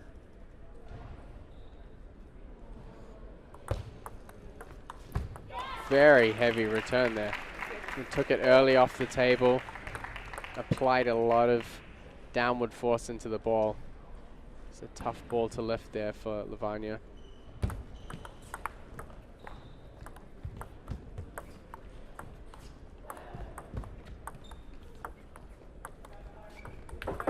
And lucky break on the edge there for Wesleyan. They're going to lead 7-4 here. Lin with the serve.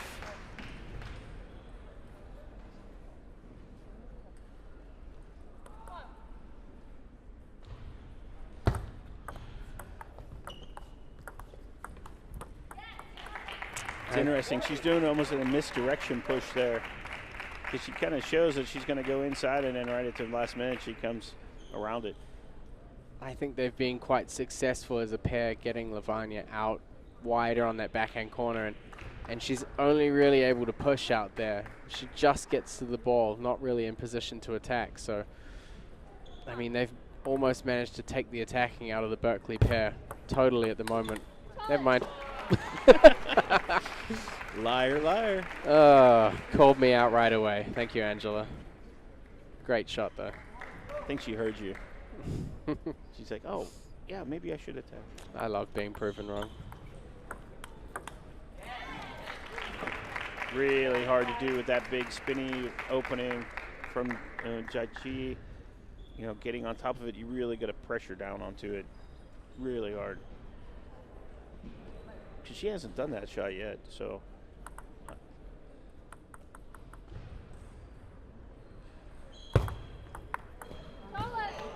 Super serve return from Angela Guan. Wow.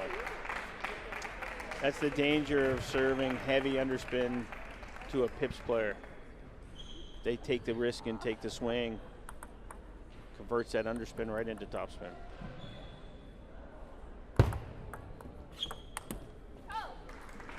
Bit of an unforced error there on the opening from Lynn. Yeah, I think she's seeing the goal, the finish line a little bit quick in this game. She thought of, hey, if I get this in, we're on the doorstep.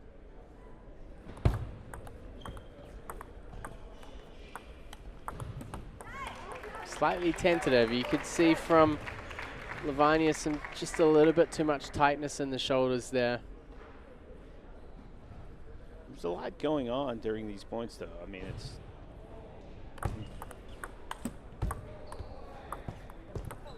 And Deng taking on the role of chopper there. I don't think she had much choice. I don't think it's her preferred stroke. But when it hit the net, everything changes. And she did a great job adjusting to her position and correcting the spin with the chop. And it was heavy enough that it was unplayable on the next ball. So there we go with Texas Wesleyan getting up 2-1. And the more preferred matchup for Berkeley is coming up right now. So Deng does not like playing off of Guan's ball for some reason. Maybe it's just a bad taste in losing in the singles, or just the fatigue factor of having to work so hard for each point against Angela. Yeah, I think the good thing for Wesleyan is coming into it, even though it's not their stronger rotation, they have that added pressure on Berkeley of being up 2-1. Yes, absolutely. And having Berkeley already used their timeout, too. So if things start to get out of control, yeah, the only thing they got nowhere is left to run. You got your towel breaks, and how much can you maximize on those?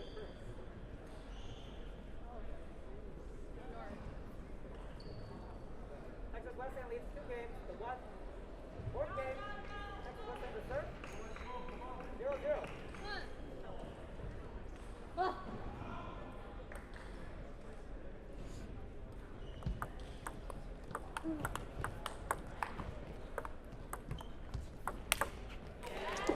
Yep. That's not coming back. That was a good, well A planned put away. point. Yeah. The whole point, though, was well laid out. Lavanya taking that risk. One of the flatter shots we've seen her try and play. Yeah, that would have been a nice one to really put some heavy spin on.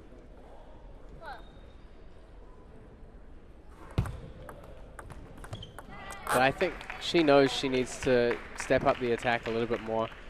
We really saw the Wesleyan pair kind of neutralize her attacking game and had her pushing a lot more than she possibly should be.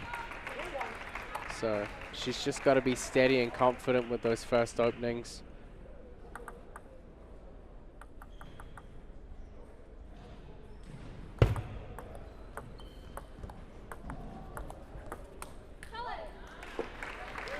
Yeah, the ball was very empty, and Jaichi tried to make it do more than it could.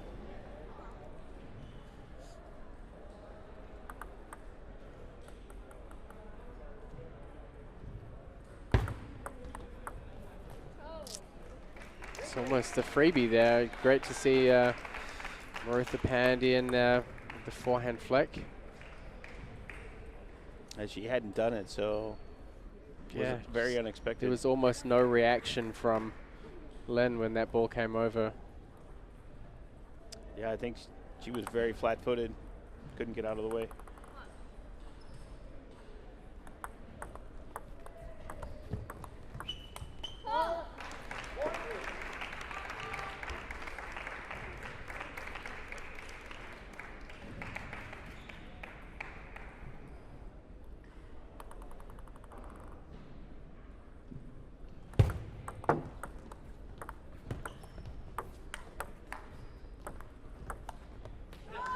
Like a kind of a miss hit there on the first backhand, but able to continue the point.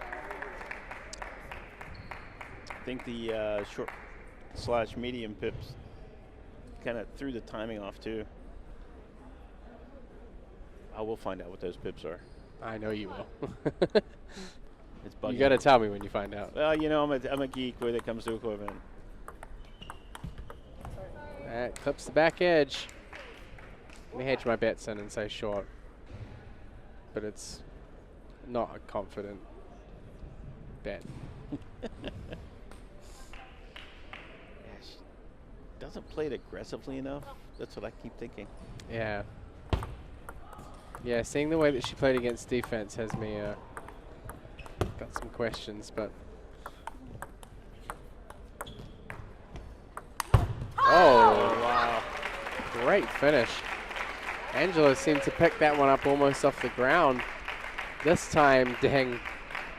Knew exactly what she wanted to do. She knew she wasn't Super going to miss that. confident. I mean, Ninjachi with that kind of curling inside-out forehand created such a brilliant opportunity. Got to win that point for your partner.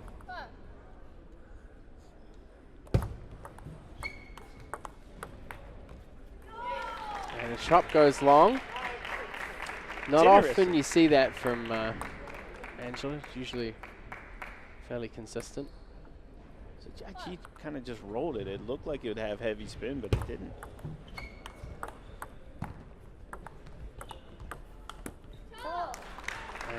And didn't really have much power going into that at all from the body. It's kind of one of those off-balance forehands. She knew she wanted to do a forehand and just didn't get set to do it. So it makes it hard when you're kind of dancing around your doubles partner and dealing with the ball that's turning into you to get yourself set to really let it go.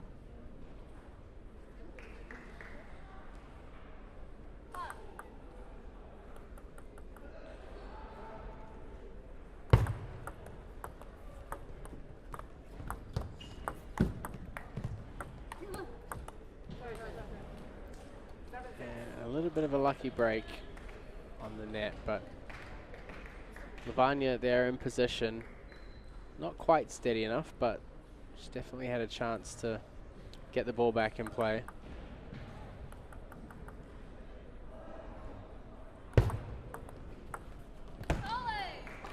Wow. Wide angle and an air ball. It wasn't that complicated. Just too quick, actually. She started her stroke way before she knew what the ball was.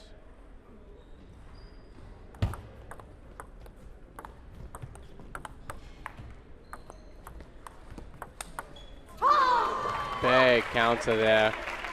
And haven't really had much kind of vocal enthusiasm or positive body language from the Wesleyan pair throughout this match in particular. So big point for Jachi Lin and a celebration, and boot camp's definitely on for next year. This is how you throw the ball back to the players. Thank you very much.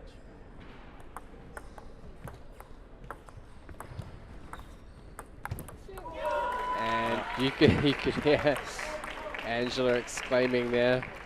Almost as soon as she contacted it, she knew it was heading straight for the net. Yeah, she was pretty confident with those earlier, and not so much right now.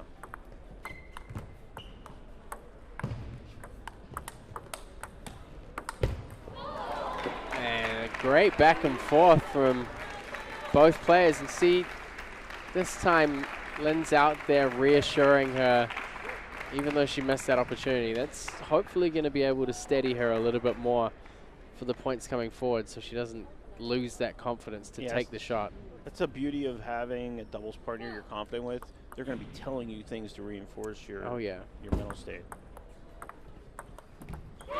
I've played doubles with Adam Hughes, so I've had him screaming at my face.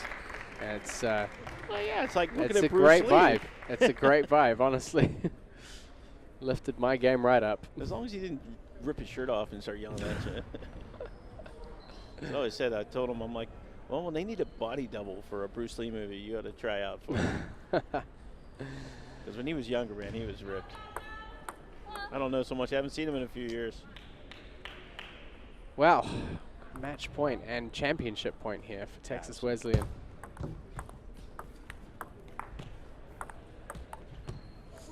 And they're going to take the first one.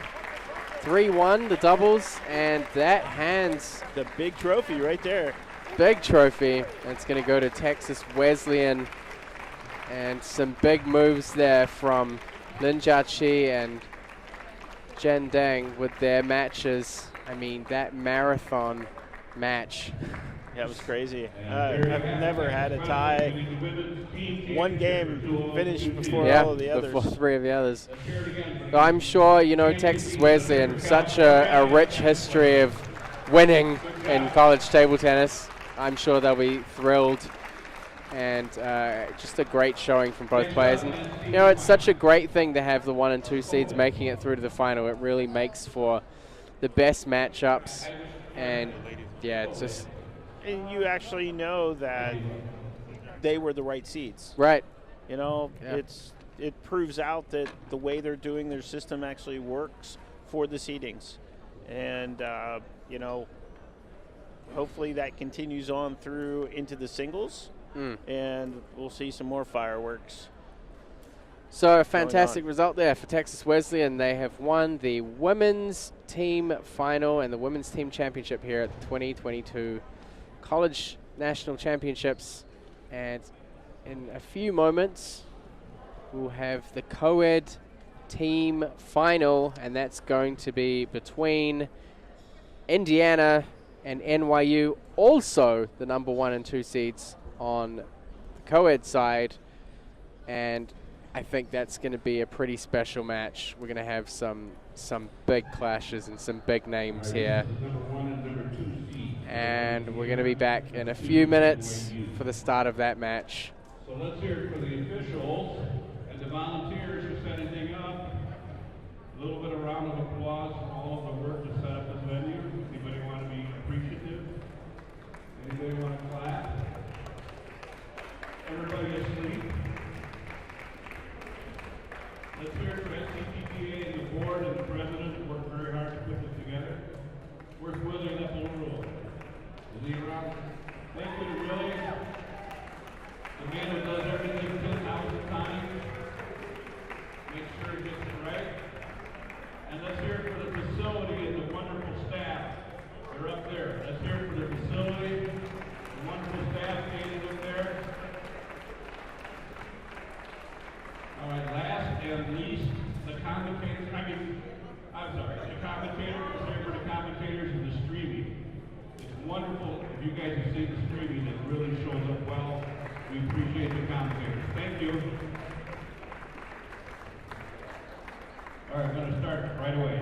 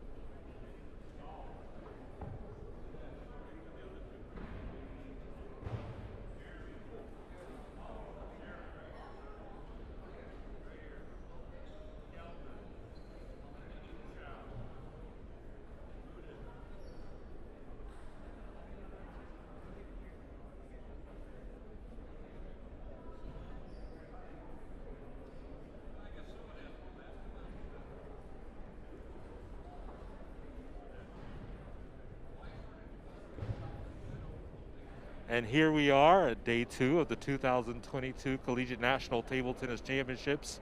I'm standing here with Texas Wesleyan University, the women's national champions. And these ladies had a very exciting road, a very long weekend so far. And I know they're just really elated to be with us this weekend. So we're going to start to my left and ask a couple questions about, what was your experience like this weekend so far? It was really hard, but I'm so grateful to my team that were cheering up us, and I'm so happy right now, yeah. And as a newcomer to college table tennis, tell us a little bit about, share your experience just from all the way from regionals to this point. For me, it was pretty exciting because I've never seen something at like that big of a level, and just watching all my teammates do really well was really nice and seeing them all.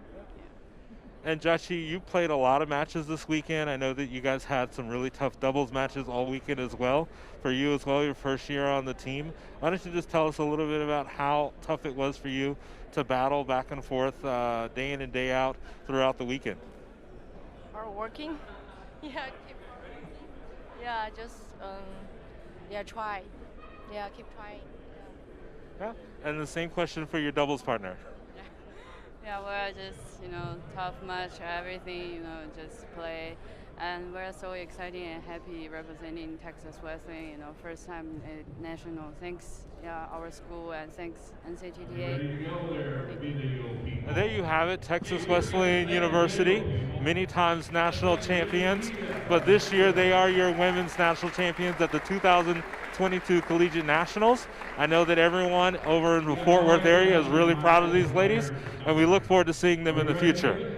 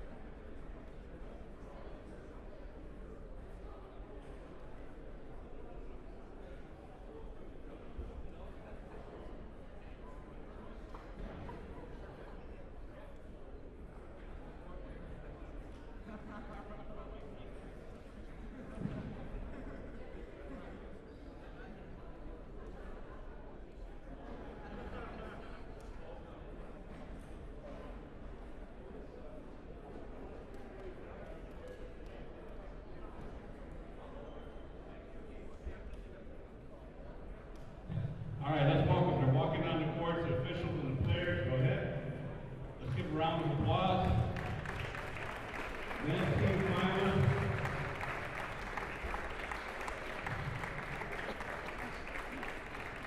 So the louder you cheer, the more you clap, the better they play.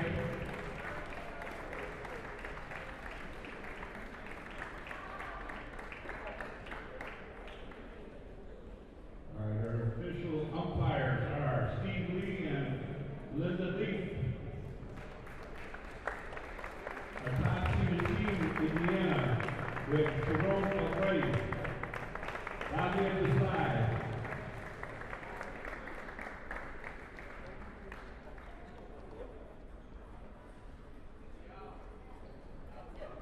I guess the microphone. Golf and winning. It's the national golf. From NYU, Jeremy Hayton. Calvin Kane.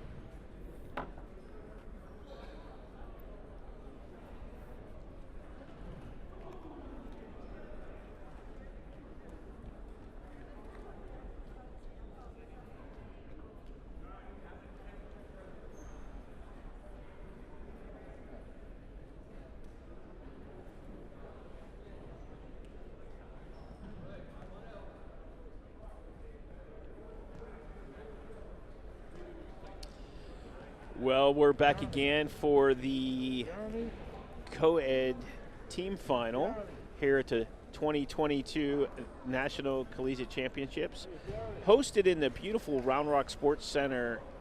And if you want to check out the rest of the venue, go to their website. It's rrsportscenter.com. We really appreciate all the effort their staff has given us to help us get prepared for this event. And the athletes are enjoying having really good lighting, really good floors, really good flooring, and that's all courtesy of NCTTA. So here we are. And I'm with Matt Harrington. Yeah, loving it. It's a really fantastic venue. I was here in 2018. It's kind of a venue that NCTTA has gravitated back towards, and I mean, everything just falls into place so well. What's really cool is not only do we have these championship courts, you know, cut out away from everything else, there's an actual practice area. So you don't have to come out and worry about finding a place to practice because there's tables set aside solely for warm-up and practice. Because you can't warm up on these tables because we're active. So from NYU, we have Jeremy Hazen, who is currently the Canadian national champion. And on this side, we have Sharon Algetti, who has been on fire all weekend. So yeah, we'll see what happens. You're basically looking at the cream of the crop for Canada against the US. I mean, Hazen played the Tokyo Olympics. He's just qualified for the Commonwealth Games for Canada. So he's really emerged in the past few years as one of the leading players, following up behind Eugene Wong in the Canadian national team. And then Sharon, of course, last year winning the U.S. national men's team trial.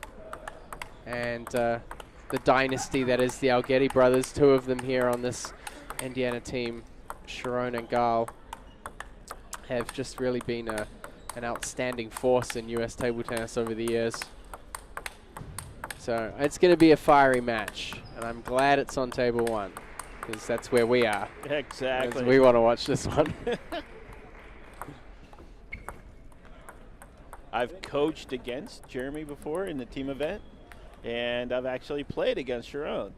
So it's an interesting dynamic, you know.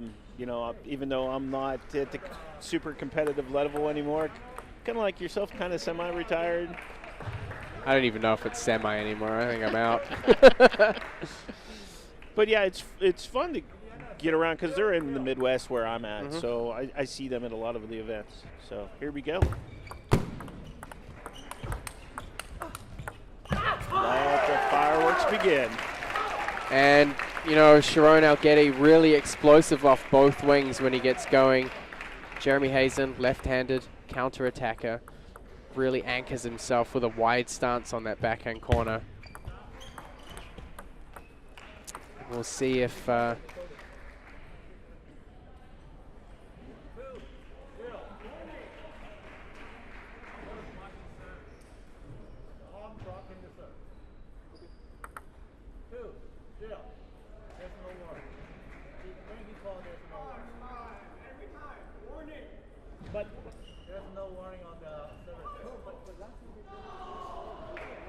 interesting, he didn't.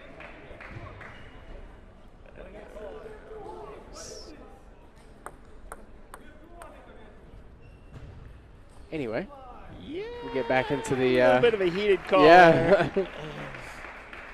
Jeremy gets his first 2 points. So Sharon really going to be trying to push him into the corner and try and get him off balance. Obviously, Jeremy wants to have that wider foundation with his feet, but it also makes him a little bit more susceptible to the elbow ball.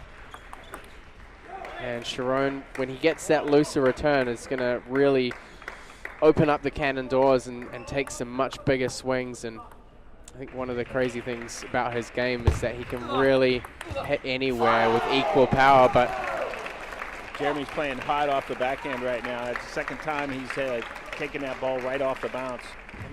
Right into the forehand corner, wide for Sharon as well.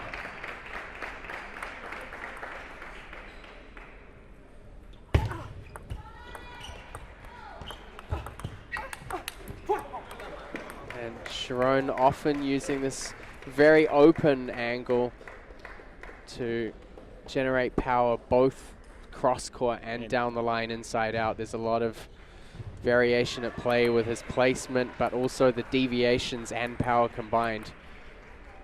Yeah, you got to be on point with your backhand playing a lefty, and you get the opportunities to move Jeremy out of that corner where he likes to sit. You've got to be able to make that shot up that line.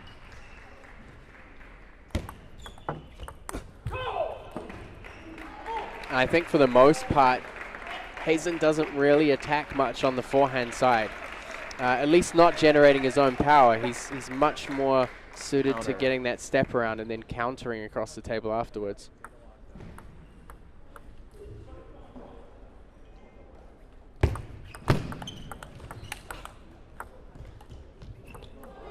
Oh, he tried the hair switch on him. Hazen really pushing him corner to corner. Great precision from Canadian from NYU.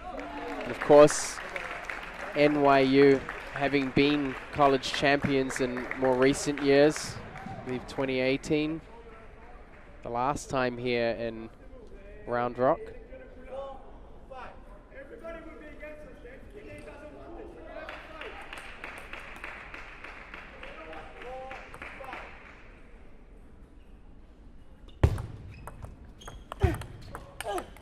And a big combo there. Cross court, quickly sending it down the line on the next ball. That's a sign of somebody who's very motivated right now. Very strong play.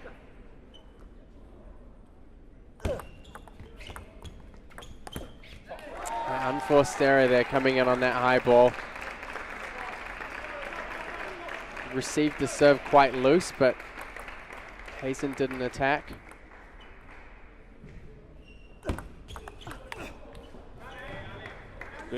Good change there. He had been going power. There he went more spin.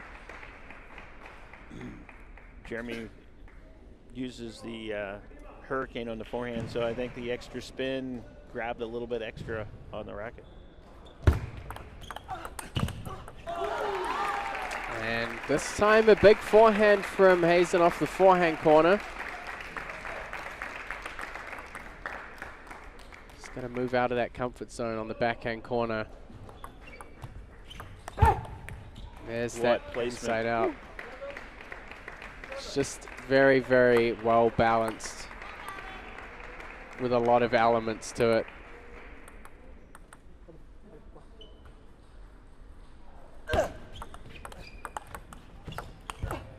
And just very unpredictable. You can see the bend on that ball out towards the corner is phenomenal. And he waited for Jeremy to take that step to the middle before he let it go. That's amazing. Tells you what his racket speed's like. Yeah. He's going for it again. Just knowing that Jeremy's really holding on that backhand side, waiting for him to attack. That last second misdirection. It's risky, but it pays off when it works. Go!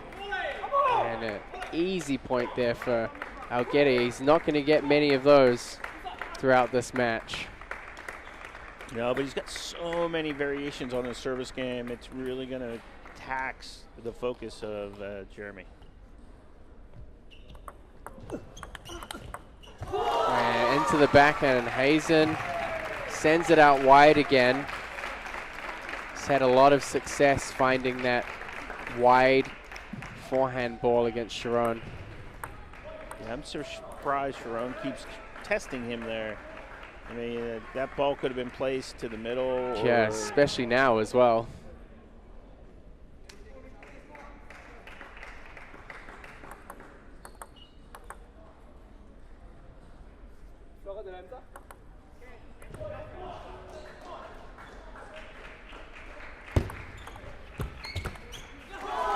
And this time, Sharon opting to try and drop short to the forehand. It was a little bit loose.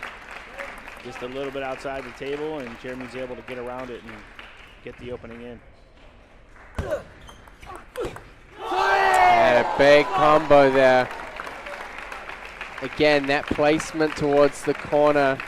This time, Hazen opting to step around, and he wants to finish that point early and get that first game under his belt. Yeah, that's really, really important to win that first game on your opponent's serve. So now you're coming in, starting the second game on serve. Just want a tight one. Your confidence is going to be boosted. Your comfort level is going to be higher. So Jeremy should really have a good opportunity at this point. Big celebration there. I mean, this is a huge match for both players. This sets the stage really for how this final match plays out. Right, because both Algiddies are going to be under pressure to win both their games.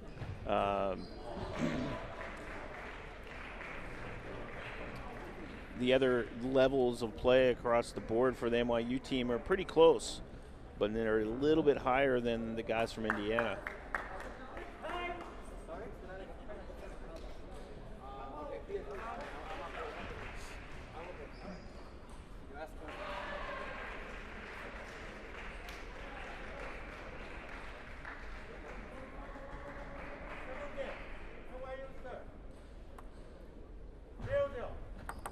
So Hazen will start with the serve.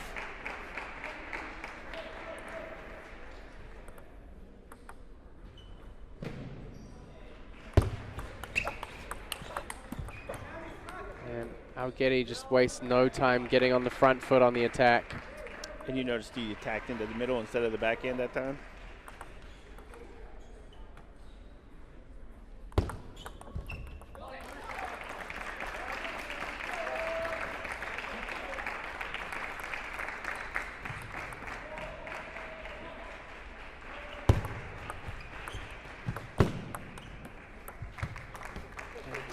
Seems a little bit tentative on the short ball. It's almost kind of floating the ball up a little. It's about 3 inches higher than the net. Yeah, that's probably a product of the Chinese rubber from Jeremy. He doesn't have to do a lot of motion to make a lot of spin. So maybe a little bit uncomfortable on the short ones, but he's not getting a good read on that short ball.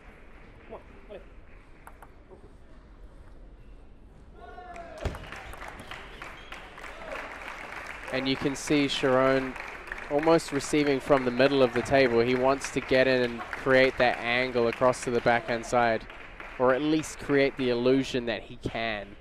Correct. Yeah, he takes the timeout and doesn't want to get things too far away. So wants to calm down a little bit, I think. I think he's just a little frustrated. He's taking some pretty big shots, and I think the thing about Sharon is that he can ease into those rallies. I mean, once he starts building that momentum in a point, his shots just kind of connect together and go from strength to strength. But right now, it seems like he's really trying to kill that first ball straight away. Yeah, well, he knows that Jeremy likes to play off of other people, and so he's trying to give him a very difficult ball to work with right off the bat. Hoping that he misplays the block a little bit, pops it up, makes an easier ball. But so far, that window is so small, just making those errors.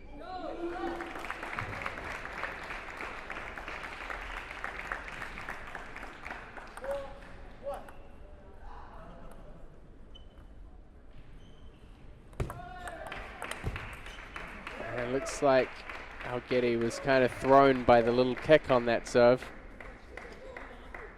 Yeah, but he did a nice job of kind of adding a little side spin to it to make it curl back into an awkward position for Jeremy.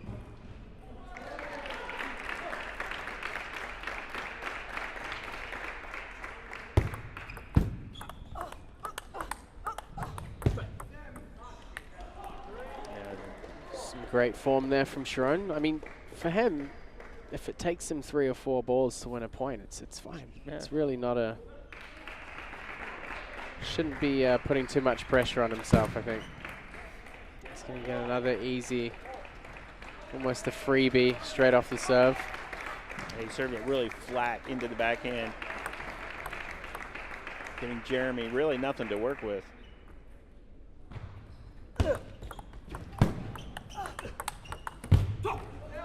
And some better plays there from Sharon. I think applying enough pressure to make it count without taking huge risks. Yeah, and I think some of the forehand swings he'd taken early on were a bit out of this world. Yeah.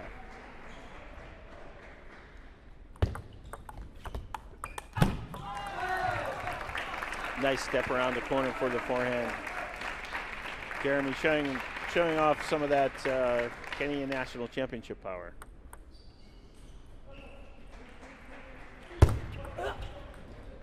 And a bit of a lucky break on the edge. They say to serve up the line to a lefty, not that much of the line. That's a 2 centimeters from disaster. It's probably the only placement you can get away with, I think. That's definition of playing over the table right there.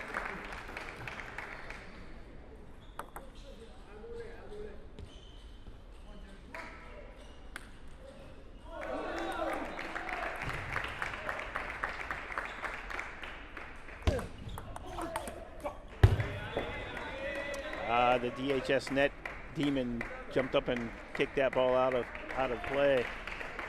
Jeremy couldn't believe that ball didn't hit.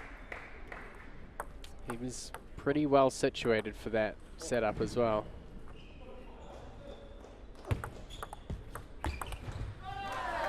It's surprising. I'm used to seeing a lot more middle to short service game, and both of these guys are kind of serving more long.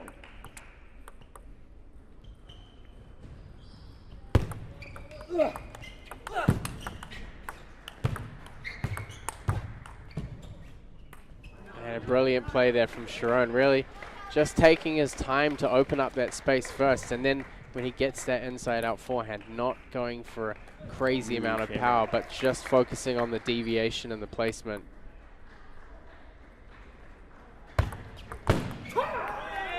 It's the second point this game. Sharon's won straight off the serve. It's going to take some of this pressure off him at the end of this game.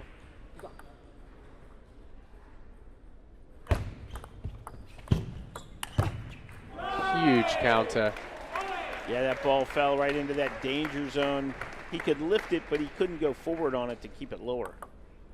So it just sailed up.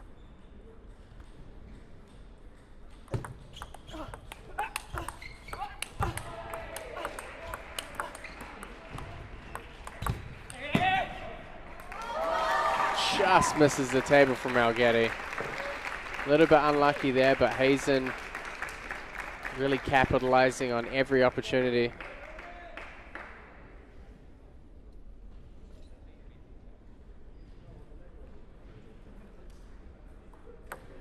Yeah, I think Sharon's on serve. Got some magic up the in the service bag.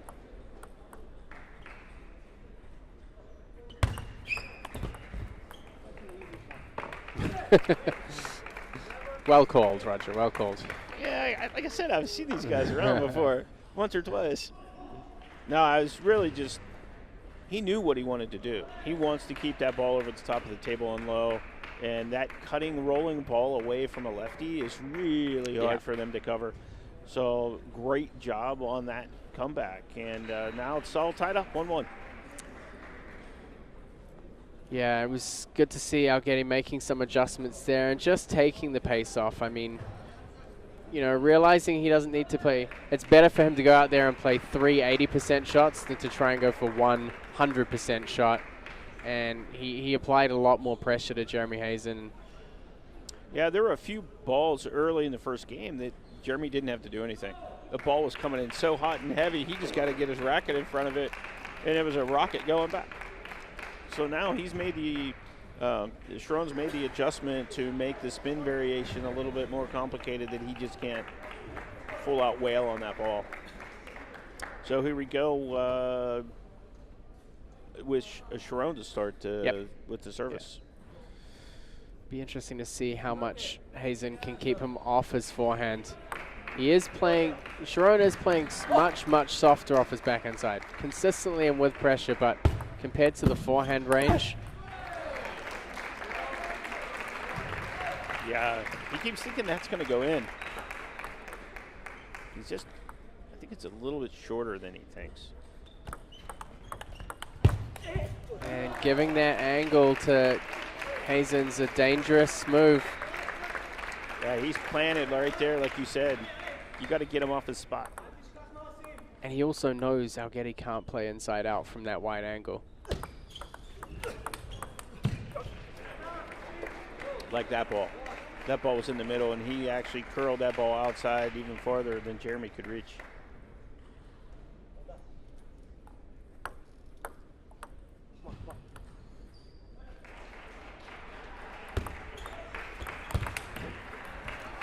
And again, just loose on that serve receive. He almost miracle countered it back in, but it was just too much from Jeremy.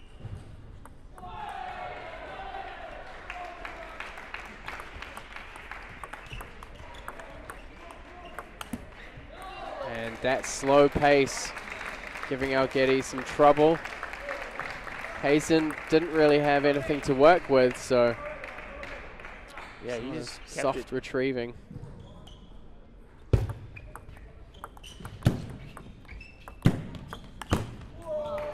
Like I say, deep and ugly. But a nice flip kill from Sharon right there.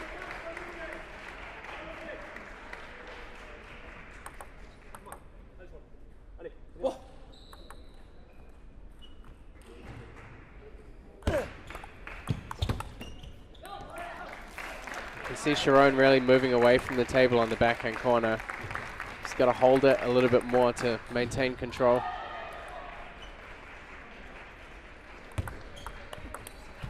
Oh, there's that beautiful fade in straight up the line. Makes it real pressure. It's curling away from the lefty.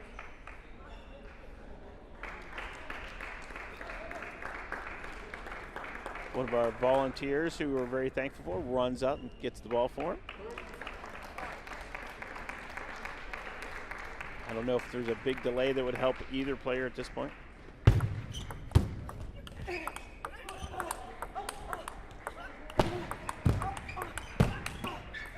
And really taking his time to play those kind of 70% balls. Looking for good placement, looking for an opportunity to open up some space, but Jeremy Hazen's doing a pretty good job of covering the table so far. Oh, he loves to do that kind of that counter, kind of medium pacey ball. He likes that.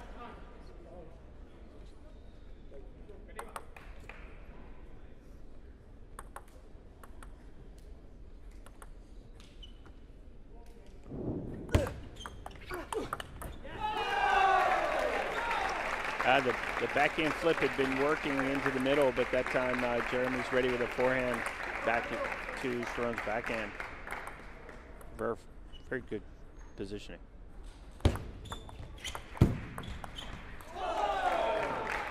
Couple of unforced errors there from Algetti. Hazen's capitalizing really well. He's been able to find some gaps down that backhand line against Sharon, who's almost tending and crowding towards the middle of the table a little bit more. Which is funny because in the doubles you saw him hit some beautiful backhand power backhands. Good topspin on that first opening. More rotation he can give it, the harder it is for Jeremy to counter, the more likely it is he's going to have to try and play a little bit softer and block.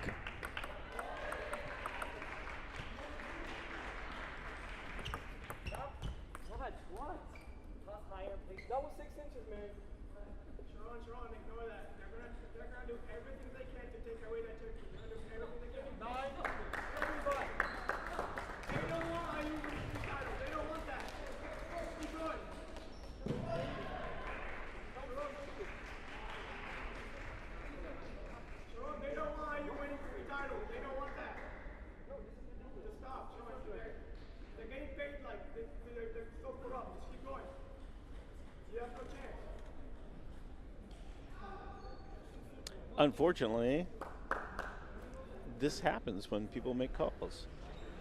And with no warnings, it makes it really hard. Yeah, this is a championship match with no call.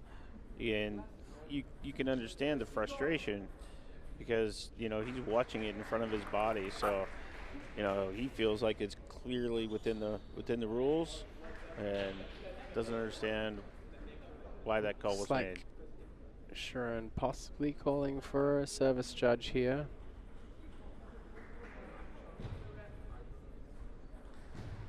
And we're waiting for him to come from the inside out. I believe our staff is scattered a little bit because we got a lot going on here in the gym.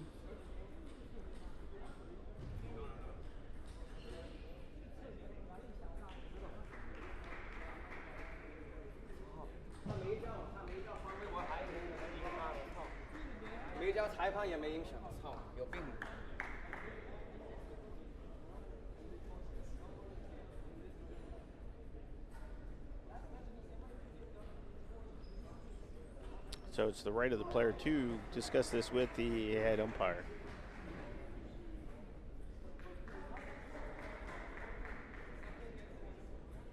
Unfortunately, it does cause his opponent to kind of keep his cool, you know, as far as, you know, maintaining enough movement to be ready to play when play resumes, but also not to get in his own head. So Hazen just pacing there. He's going to go back to the bench. Have drink some some coffee. water, yeah, or coffee. It's a coffee cup, so.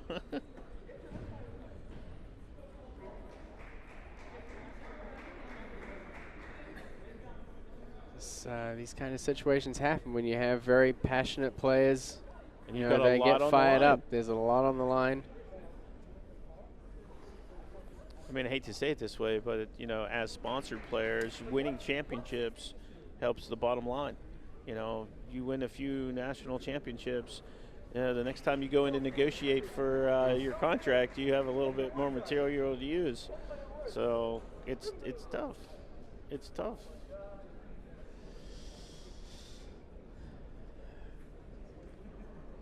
Especially this deep into the third game to get that call.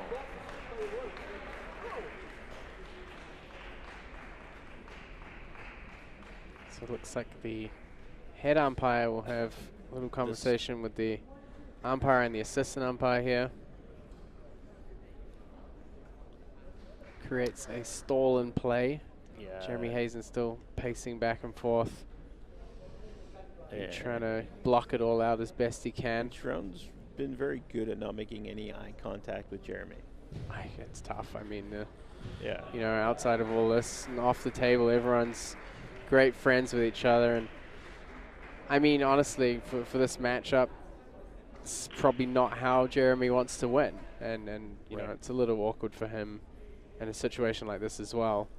He just wants to get out there and play and have both players play their best table tennis and let the rackets do the talking. Let the rackets do the talking.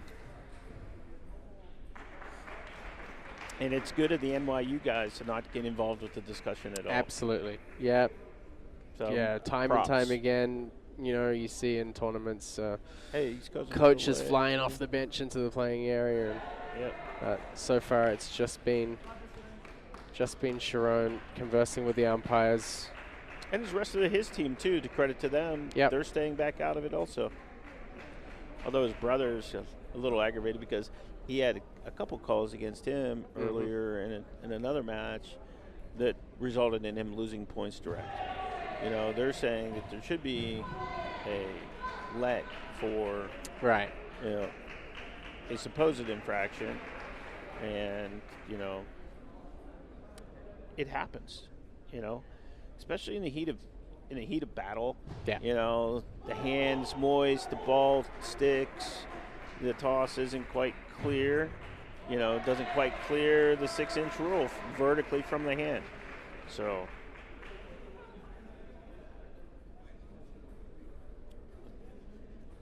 So the discussions continue. Yeah, 1-1 and 9-5, man. It's critical. I mean, right now, Sharon's thinking it should be 8-5, not 9-5.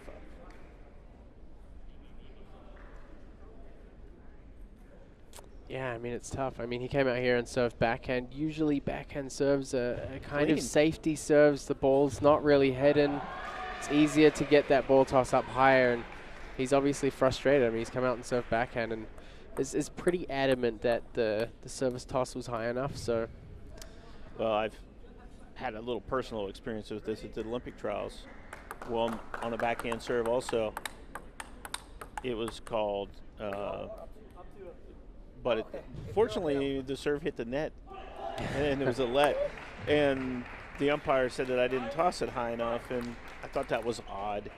And I went back and I looked at it on camera. And what she did, as I started my motion up with my hand, my racket followed, and she was using the racket to judge the height. Right.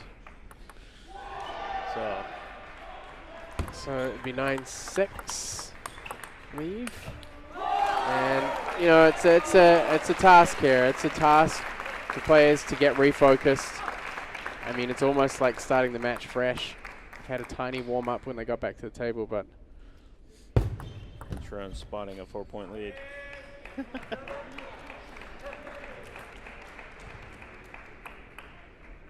One saved.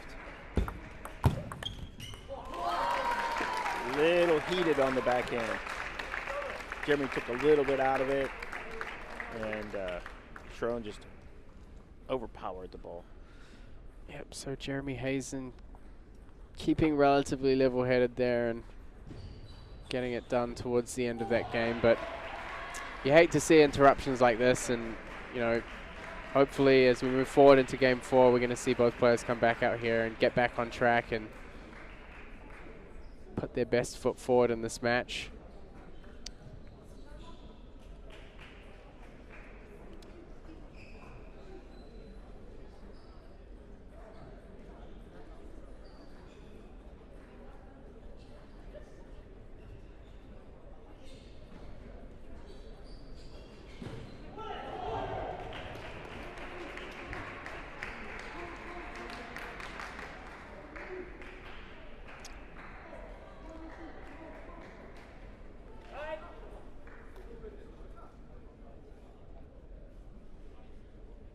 That was smart by Sharon. Use the whole time between, get your mind right. Yeah, it's got to get recentered. I mean, you know, the passion comes from knowing that he has a chance here, and maybe he's not in a position where he's executing to the best of his ability, and it's costing him. But he's got to get back on top of things. He's absolutely has the skills to win this match. Both players do. It just comes down to tactics and execution. Quite a good job right there with a really nice. And a great connection there again, that cross-court ball, and then the slightly earlier timing down the line. And he didn't really crank it real hard. Made sure it hit the table.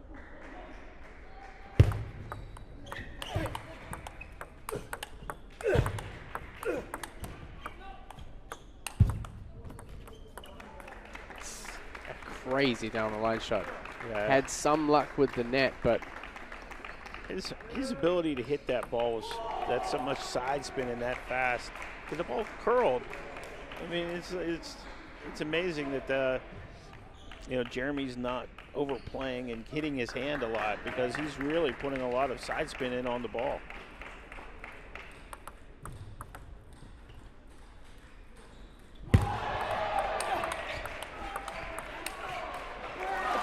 some big open rallies here from both players.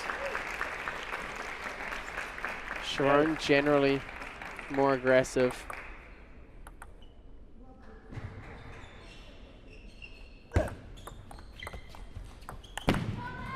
Oh, there's that inside out ball again.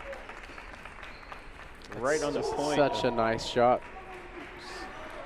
Right at the point of the corner.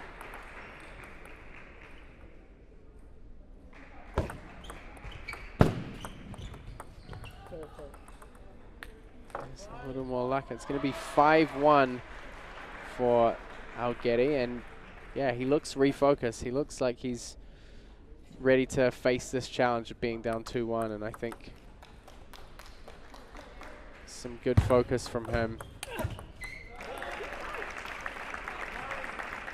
But, you know, Hazen's got to do this 1 point at a time, and certainly there are opportunities for him to claw back here.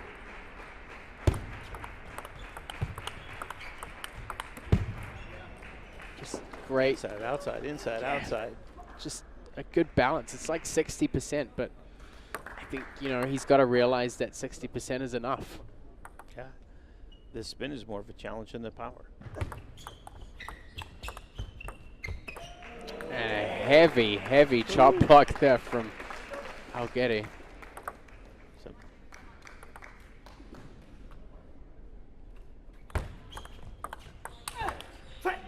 And you can see this time, Hazen still going for that forehand corner, but it's not wide enough. As soon as that angle doesn't break the table, it just gives Sharon a clear shot down the line.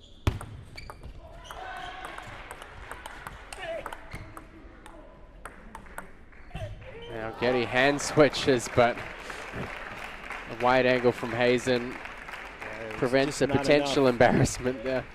It just wasn't strong enough. It was a great hand switch, though. He got back and he was ready, but it just You can see sailed out. he's even mimicking there that he needed to hook that hand switch shot more.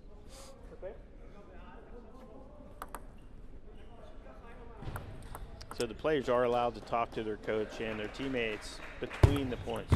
He's coming back to the forehand serve. It's a serve that's won him a few points straight out. Wins another one there. This is a pretty big gap coming into this game, especially after the last game.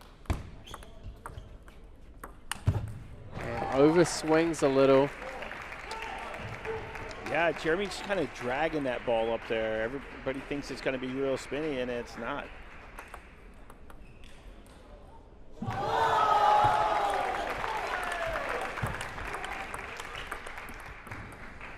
And Algetti's going to set up 6 game points to go to 5. Is it going to be enough, though? I mean, one would hope so. If I was up 10-4, I'd rather hope. And he's going to get it off the first again with a forehand serve. I think he's got to use the forehand serve more. Yeah. It's a safer alternative for him. Draws him way out of the table. Yeah, it's such a textbook strategy against left-handers, and you know, Jeremy's doing it to him. He's should start doing it back. Definitely gives him a good advantage. And you know, when you're playing someone like Jeremy who likes to anchor on their backhand side, that's their strength, but it becomes a weakness if you can get them away from it first. You know, someone who's anchored all the time, not necessarily as fast recovering back there. Yeah, it makes him use his footwork. Right now, he's using micro steps. He's tiny little baby steps to just make angle position changes. But if you serve that short, wide one, now he has to be on his toes to get over there and get back. And a lot of people get over there, but it's hard to get back because you got to not only move over, you've got to move in. It's tough. If you can get it to drop off the side of the table, you got to move a lot. So it's crunch type. 2-2. It's been very back and forth. Fifth game, yeah. Who knew? Who knew? Yeah. So surprising. But we wouldn't have it any other way. That's right. Not only for us, but for the fans, because all the people over here on this grandstand are players, so they understand what's going on. Awkward drop.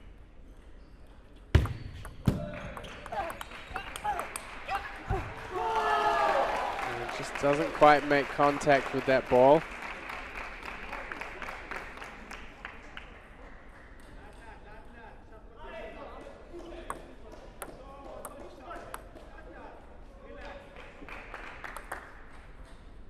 So 2-0 for Hazen with the serve.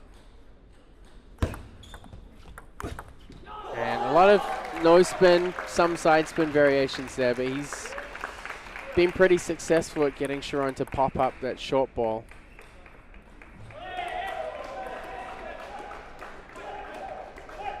Yeah, he hasn't used it a lot, but every time he does get a free one. And then forces Sharon to think more about flipping instead of pushing, and comes across with the backhand to try and create that angle, but clips the top edge of his racket.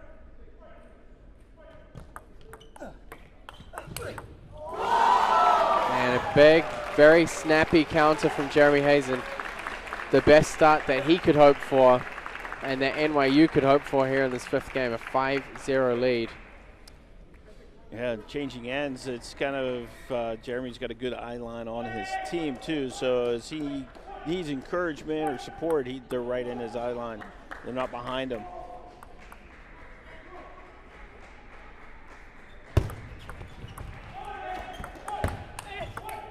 And amazing counter there from both players. Yeah, Sharon Jeremy early, really dug wide angle. Sharon had it covered. And knows he's got to get on the board now. There's a lot of different things that can happen when players change ends. You know, as you said, Jeremy's got his team in front of him now, but also sometimes it can reset the match almost. It's like a fresh start when you start a new end, and that's looks like how Algetti's trying to treat it as, hey, you know, this is a halfway point, but I'm changing ends. It's a fresh opportunity to get reset and get started again. I like the fact he blocked that one ball and then followed with a strong counter.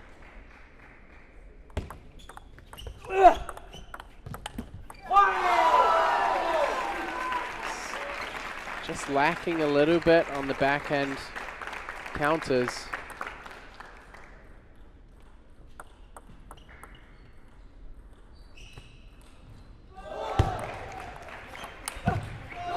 And again, going for that kind of 100% shot.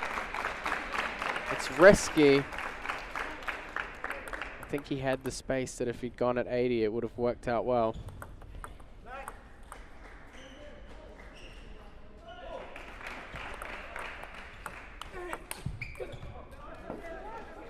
Nice spin change. He's been going so hard now, he just spun that in, and Jeremy's ready for him to rip it, and he doesn't. It throws his timing off. He's closed that point gap to 4 rather than 5, but we've moved a lot closer to 11, so Algetti's going to have to make some moves here. But Hazen's staying on top of things. He's doing a great job of holding the table and holding the control in the points.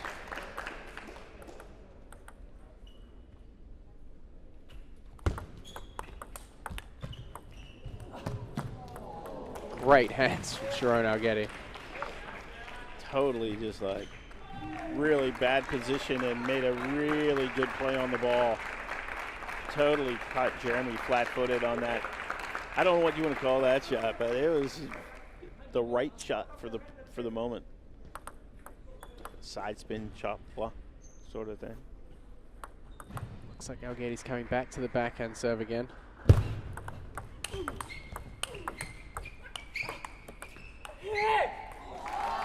And the net ball disrupts that rhythm. Algetti not looking too happy with how things panned out there.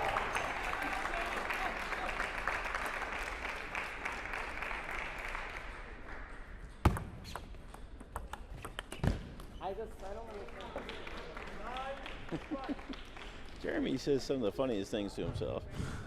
I told him earlier that he was mic. You know, there's a mic on the table, and he was like, "Oh, really? Oh, whatever." I think there's a lot of players who aren't aware of the mic on the table. 9-5. And that serve goes basically as deep as it can get. And it's 5 match points for Jeremy Hazen. And he takes the first, goes for the forehand. Algetti. Not the ugliest way possible, though. But he still got it, and that's what counts.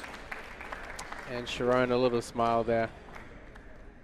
Yeah, when the match is over, it's it's back to business as usual. And I think certainly Jeremy Hazen played a good, solid game there. Managed to hold the table really well and keep control. I think he was fairly dominant on the points, forced a lot of errors for Algetti. I think he'll be pretty disappointed. Definitely seen him play better against the same level of opponents. And I think at the end of the day, he just put too much pressure on himself in the moment. And, you know, for Indiana, this is a big deal. This is, I think it's their first time. It's their first time here, and that the team have been just, you know, pumping out the social media, winning divisionals, winning regionals, and really rolling their way through. Yeah, it's been a big story for them. So I know how badly they want this, and they're being the top seeds. There's a lot of pressure on these two brothers to lift the team, and that onus is going to fall on their teammates as NYU have now 2 points to Indiana's 0. And right now it's Sudesh Kabal on table 2, making a pretty good impression against NYU's Mudadani. And Indiana need it. They need it to stay alive. In the meantime, we're back here on table 1. And it's going to be a pretty interesting matchup. It's going to be between Gal Algeti and Jun Xiao Wang. Jun Xiao was the winner of the, I don't even know what, it was one of the regionals. I was talking to John McDermott earlier. It was a tournament or a regional. I think it was a regional. But he's, I think, fairly fresh on the scene. Yeah, I haven't. And he's made his impression, yeah. I haven't seen him at like the Westchester events. That name doesn't pull up in my memory from there. But you never know. He's kind of the dark horse on this team because he sat the last tie. So I'm kind of interested to see what he has.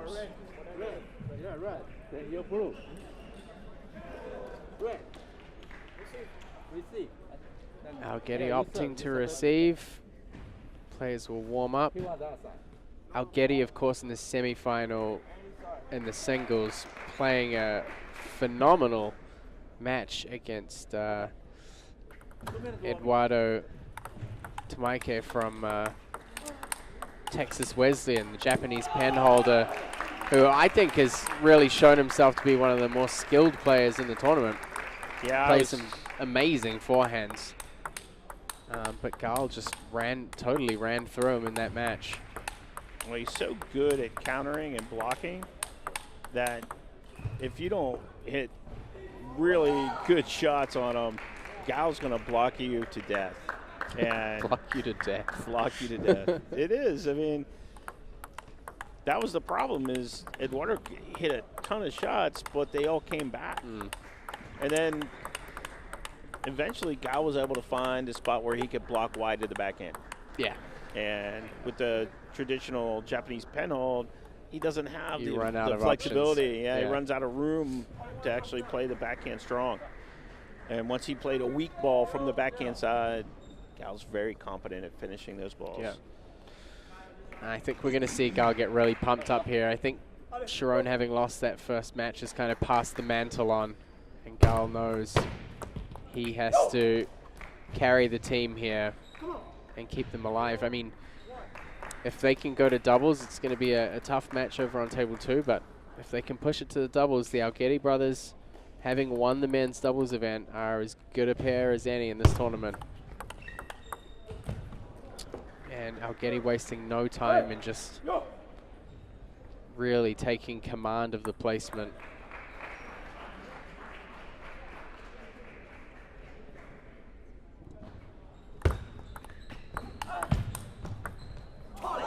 And that counter just comes sailing at shoulder height.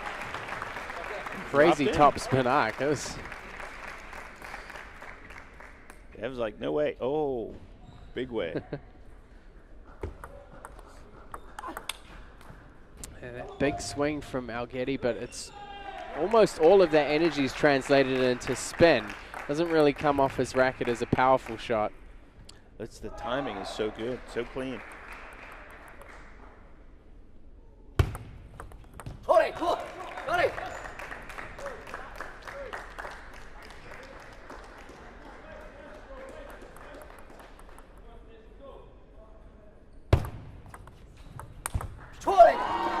Big, crisp forehand there from Wang.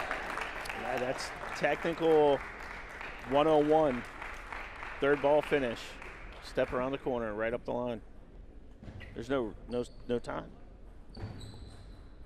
It's funny, they may have actually played against each other at some point. It's possible. Being that the Algetties do live in New York. Well, not anymore. Not anymore. Now they're in Indiana. They get back there, I think, from time to time. And, you know, these brothers are so active on the tournament scene.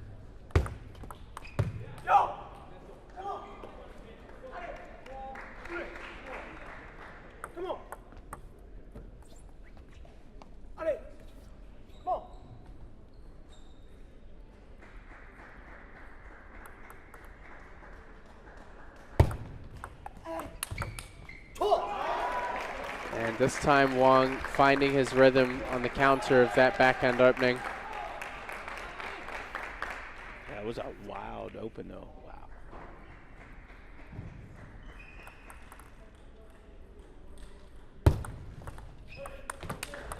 Wow. Fantastic angle work.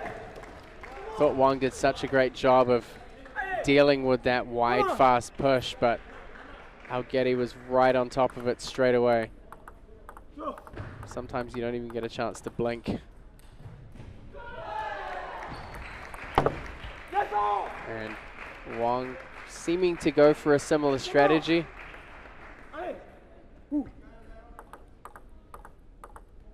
Trying to cut through that top spin off the serve by going in hard and early. Yo!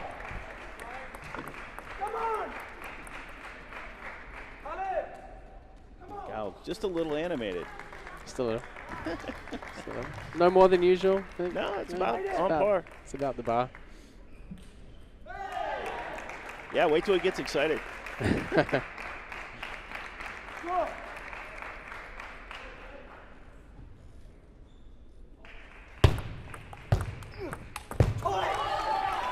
a little bit mistimed on the forehand counter, but you can see there's a lot of intention there to get the ball quickly to the forehand. And when Wong doesn't have time to really make a strong decision, his instinct is straight away to counter cross court. And Gal's just trying to get in position and be there waiting for it. And Yeah, when he is, it's working pretty well for him. Yeah, it was a really good position into the body. Limited how much stroke there was there from Wong.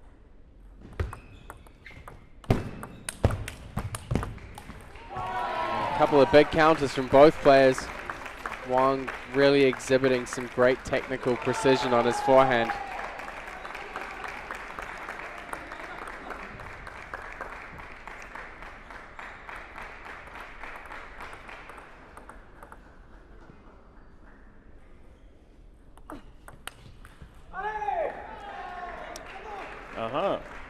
Interesting. Big roundhouse backhand. Not finding its mark.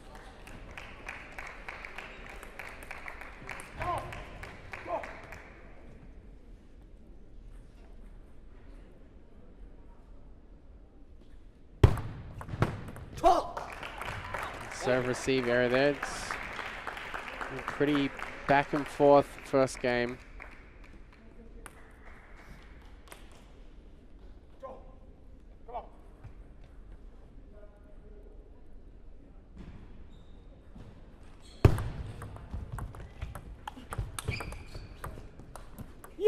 And Algetty covers it. Very smart. He could have counterattacked that, but it would have had to have gone right back to where Wang was sitting there waiting. By taking a little bit of it off and just doing the block to the middle, forced a lot of footwork. And now he's got 2 match points, or game points.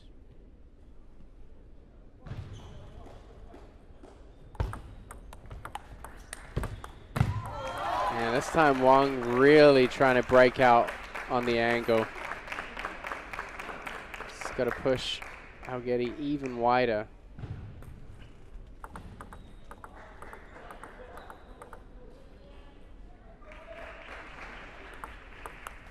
And he's going to win straight off the serve. Yeah, he's been doing a really good job with the deception on the serve. He's won several points in that game straight off the serve. Yeah, he's not content to just let it lie, just get it in play. So the battle continues here on table 1 here at the 2020 College National Championships. NCTTA proudly brings this to you on their Facebook page. Thanks for joining us on the live stream. Lots of action happening here on table 1 and table 2. So this is the men's team final, or the co-ed team final. Why it's co-ed is there's a lot of teams that can't field a full team, so they can have a mixed gender team. And that's, a great way to add really good athletes to the overall event. So here we go, starting the second game. Gal's going to start, and he's been doing a great job with his service game, making some straight-out winners from the serves.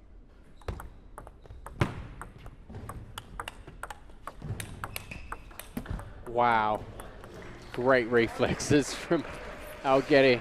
Was he looking? He almost turned away from it. Like a head fake.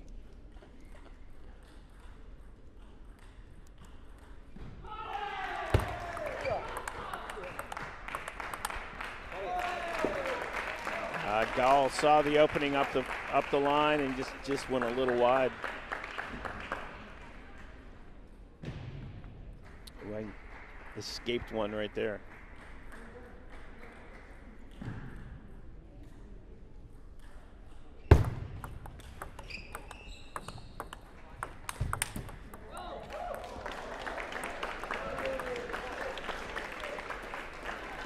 A little bit of power on display.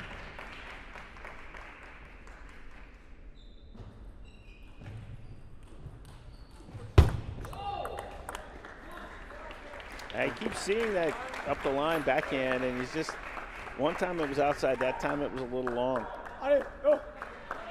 Like the angle was a little open on that one.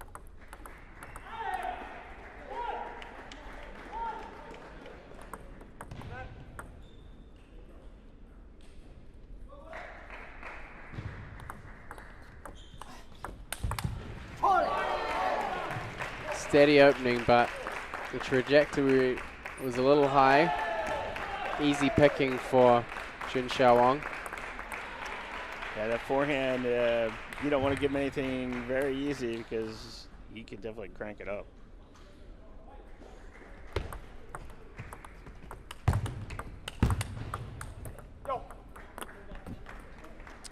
So Gal keeps it within 2, so, and he's taking the towel break.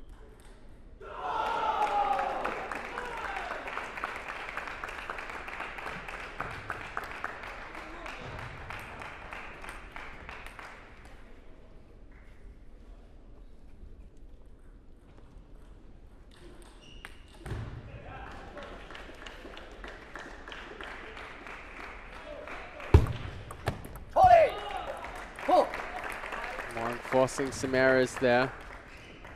He's got a 5-2 lead.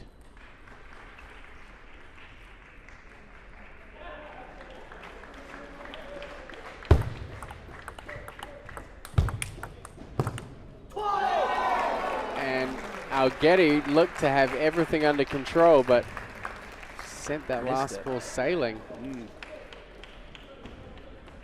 His position got a little bit into his hip a little bit more, and gave it a little bit too much juice there on the backhand.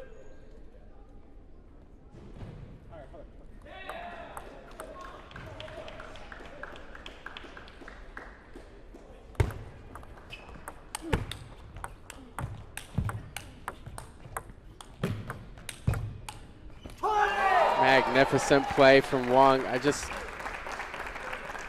loving the technical capacity that he has on that forehand. It's just so clean. He doesn't seem distressed at all when it comes back either. Usually, sometimes these guys have such big forehand shots that when it comes back, we're like perplexed. He seems to be very comfortable with it. Seamless.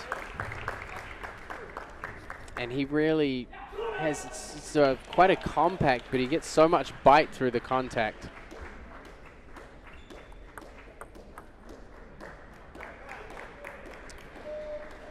Gal's got a big challenge. He's got to figure out, get some answers here. Yeah, at this rate, it's looking like those answers are going to be for the next game. It's a big lead here. That's Wong 9-2. Yeah, this is a good time to try it. I mean, you've already won the first game, so now, okay, you're down big in this one. Go for broke. Take some rips. Yeah.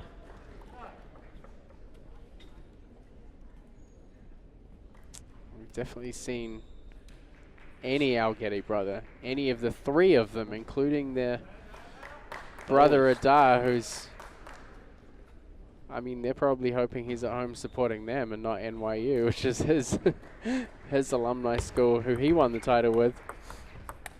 But any of them are just, when they loosen up and they start swinging at the ball, they're unbelievably dangerous players to come up against. So we'll see what happens in the next game, because there's a lot of match points for Wang.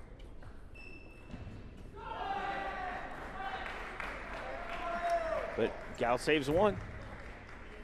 1 point at a time. I mean, regardless of the result at the end, if he can build some momentum to get into the next game, regardless of, you know, even if he loses this game, if he can build some points.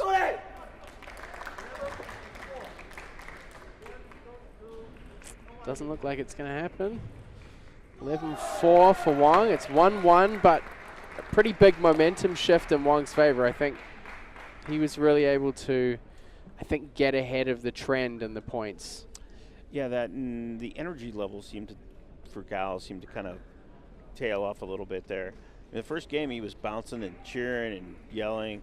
There, he just seemed a little tight.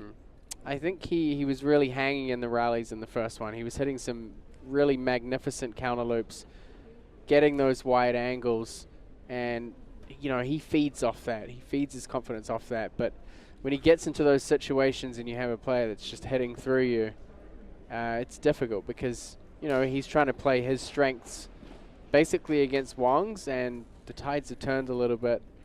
So he's going to have to try and change his tactics up a little bit. I think Wong's forehand is just so dangerous, not just back from the table, but right up on the table as well. He's going to have to try and neutralize that. Yeah. It's funny, as he was running back towards the table, you could hear him say, "Come on, let's wake up." And it is kind of like what it was. Wakey. Yeah. Maybe that was for us. It's been a long day.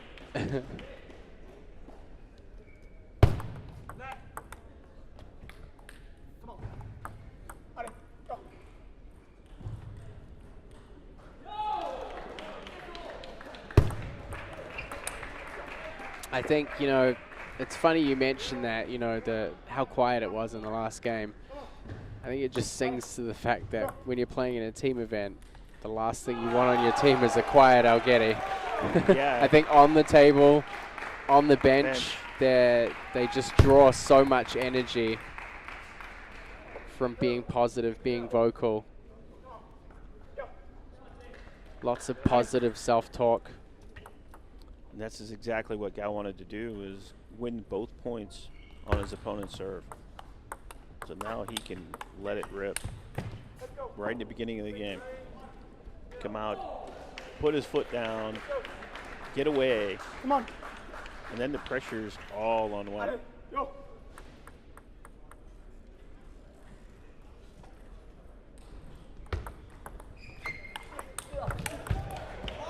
And what a shot from Gal. 360 forehand. I mean, when he's playing shots like that, the confidence is coming back. Come on, let's go.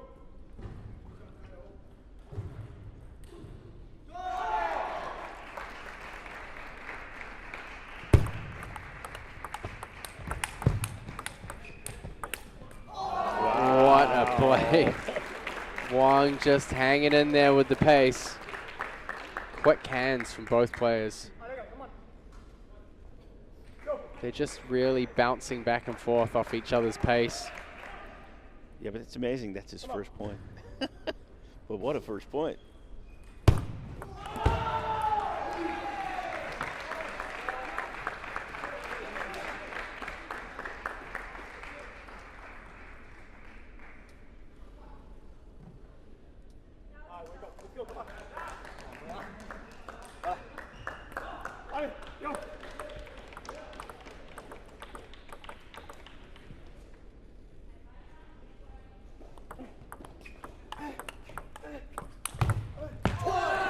Wong doing great job there to get good elbow placement right into the body of Algetti. Yeah, it was crazy that you could see that ball went clear under his racket when it hit. It didn't jump up at all. Just drove straight down.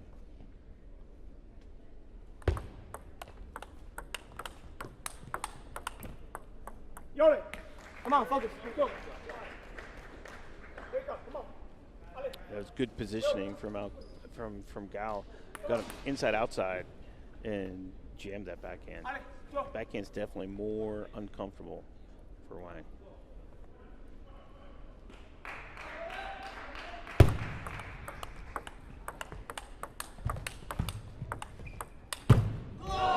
And you can see Wang going back towards the backhand. Gal not really having any body weight behind it. He's just reaching across with the racket and was just retrieving the ball. He managed to keep it low, but it's lacking the pressure that he needs to keep on Junxiao Wang. Yeah, there was the backhand. He got set, and he could fire onto the backhand. Good service, jumped on Gal. Didn't expect it to have that much kick.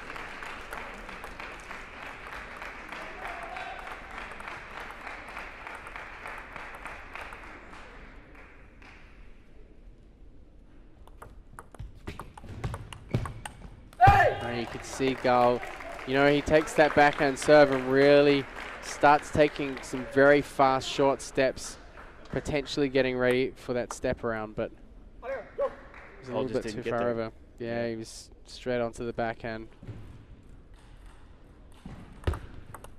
Yo!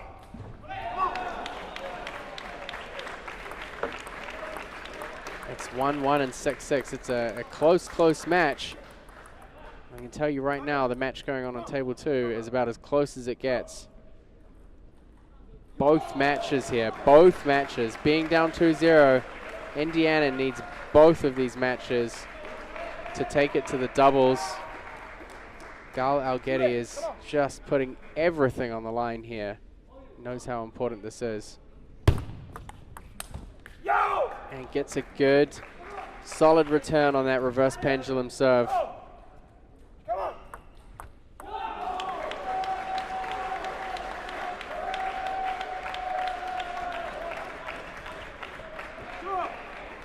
On table 1, it's really the pressure, because the way they did the order was pretty smart, because Indiana actually gained an advantage.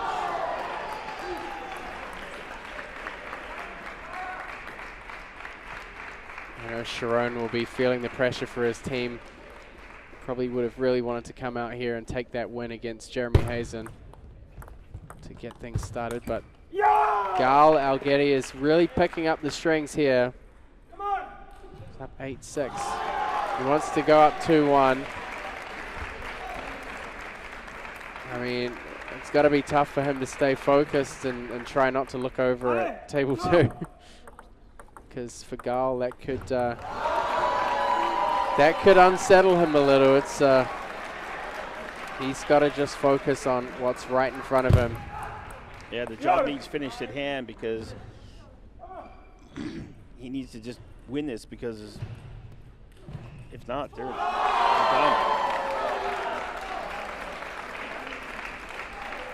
You can just see Gal glancing over there.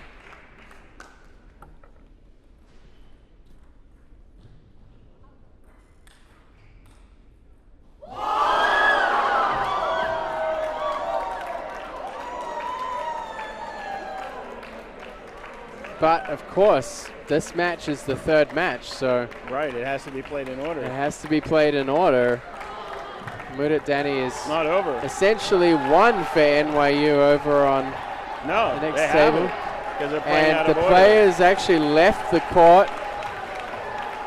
Yeah. He's going to get a yellow card for that from the umpire. Yeah. I don't know if he realizes that this match is actually the third match in the order. Yeah. It didn't matter what order they started in.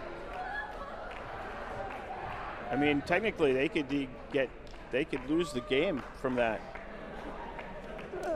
because he left the court. They could lose this match from that, yeah, but they've still won the fourth. He's going to get a yellow card, and they're going to have to continue. This is a very tough situation for Gal because, you know, playing for what? Yeah, I mean, he knows the team's lost, but he's got to carry on playing the match. It was an interesting choice for them to move forward with the fourth match over on table 2. See, I thought it was actually an advantage to Indiana. It could have been. Because there was no pressure at that point. It could have been, yeah. Because when they started that match, we were still in the first match.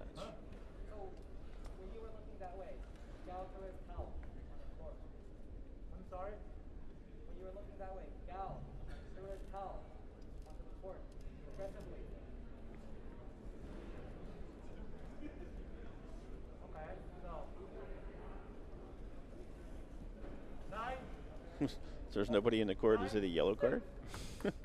I don't think so. He was too busy yellow carding Wong.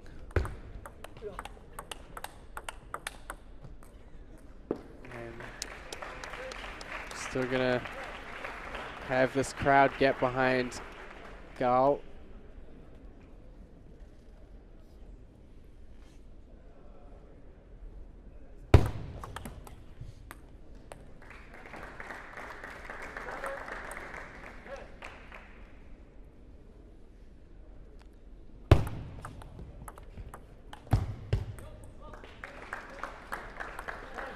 See if he can keep any composure at this point.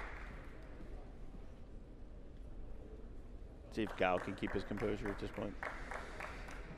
Yeah, I mean, it's a tough ask. It's a difficult position. I think, you know, you can tell just by looking at him. There's definitely a, you know, the fire's kind of vanished a little bit. It's a pretty unique situation to be in. Wong's really capitalizing. I mean, you've got two players who already have a result basically for their team match, so Wong is probably full of adrenaline right now.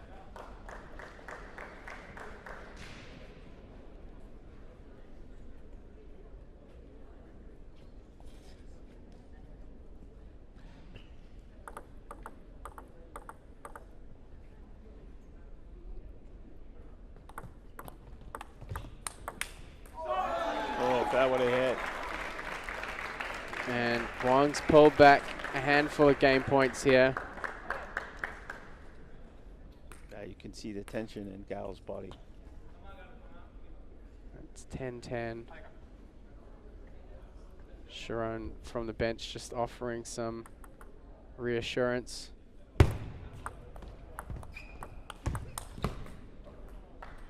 And Gal's going to set up a game point for himself.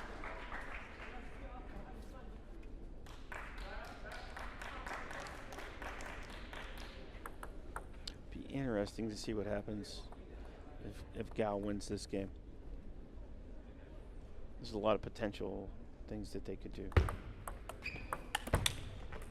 And he's going to send it inside out. He's going to give himself a 2-1 lead. So it'll be interesting to see if he goes back to his bench and they talk about it and whether he defaults the match. Because I mean, yeah, he's kind of throwing his hands up, wondering, should what's I the keep point? Playing? You know, is he playing for pride? You know, I mean, he can win the match. Yeah, exactly. Yeah, it's kind of. I'm sure Sharon kind of, you know, when he got back to the bench, you could see Sharon with a little smirk. I'm sure he's glad his brother's in this position and not him. Not him. But I'm the sure NYU team there still want to get this win under their belt. Yeah, for the team final, it definitely would send a message that NYU, if they can keep the team together, because I don't know the status of, you know, where their enrollment is, you know, their eligibility. I don't know. I mean, honestly, I don't know where anybody's eligibility status is anymore. I think Angela's probably the only person I know is, yeah. And Algetty going for broke here. I think there's plenty of potential for him to be playing fast and loose here.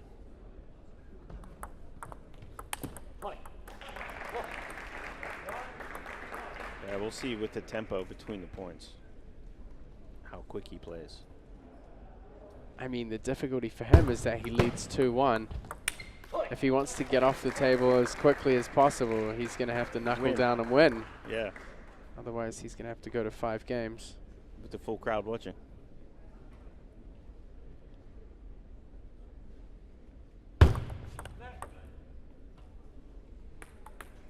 Interesting.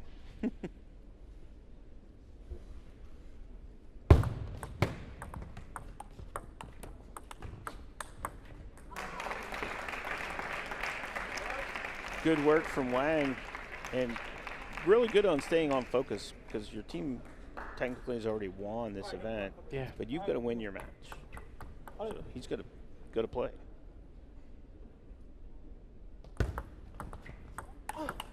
Yeah, I mean, it's got to be hard for him to keep his composure after running out of the court. Yeah, getting a yellow jumping card. around and getting a yellow card and celebrating with his team. And, you know, it's a big deal for him being in his first year to claim that crown. He's got to keep it steady. Wow. And just grazes the top edge of his racket there.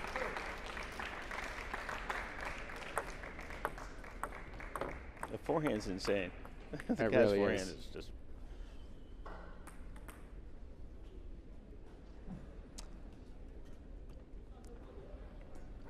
Look at that on TV. Woo! You gotta love it. You could really see it on that last replay.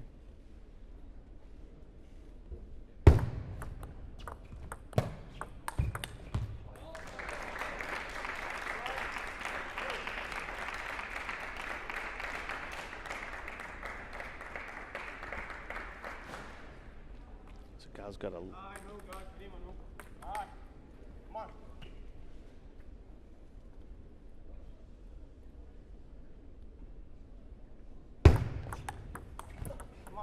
Nice quick flip.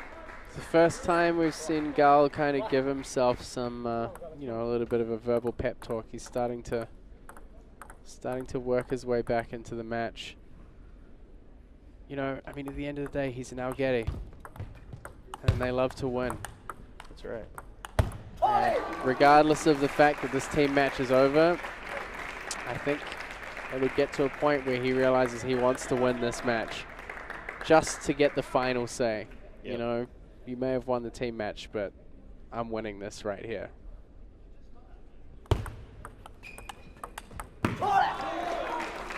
Wang creating some pretty amazing angles there, and you can see he's trying to direct it more across that backhand line, backhand wide angle, rather than going across to the more confident forehand side where Gal's much more comfortable countering.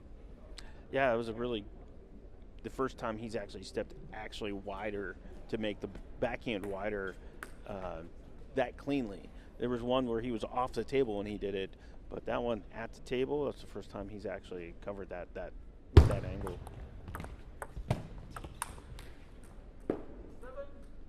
Tricky little drop shot, hard to open. Gal keeps fighting. Down by 3. Narrow it up, get it back to 2.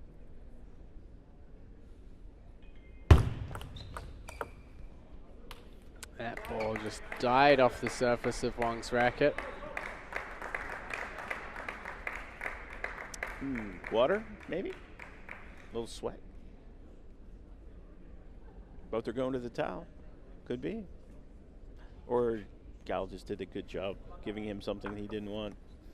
Changing the rotation. Seemed pretty close to the back edge of the table. Hard Maybe. to see from this side. Yeah. I'm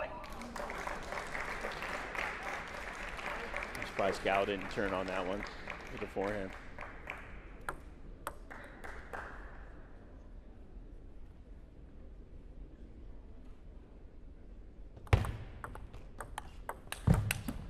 There's that big forehand. Manages to get such a crazy amount of power and acceleration in such a short space of time. And I think in the US we've seen time and time again these, some province level, higher province level, or second and third league Chinese players come here and they just get an unbelievable amount of output out of such a compact input. It's, makes you wonder why you bothered. How many hours of training has he put in,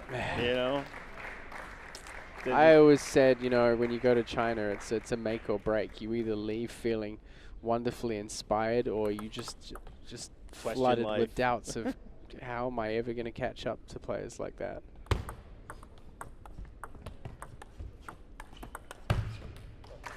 And it's going to go to 5. Yeah, that's what we thought Gal would fight through to try to win that one to get off the table, get this out of the way. Well, get on to bigger and better things in life. Whichever way things go, the match is going to be over in this game. So there's definitely a strange ambience in the venue. Because the NYU team's kind of like, yeah, let's go. And they still got to sit there on the bench. Yeah. So they're no celebration for them. They had their little jump around. Yeah. On a technicality, they haven't won yet. That's right. Because until this match happens, the fourth match doesn't mean anything.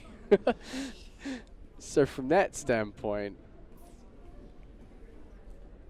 Yeah, that was a strange match because the rating difference between the two players is pretty dramatic. It was weird, but they're almost like a carbon copy of each other. It's bizarre.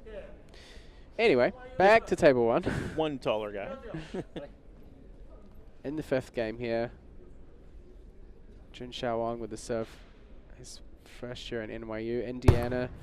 Their first time here at the NCTTA College Nationals, and it's really great to see them in the final. And the Algetti's winning the men's doubles yesterday. They came here to make an impression, and they really have. And I think Indiana has made a name for itself in the world of college table tennis in 2022, and I think it will continue to moving forward into future years.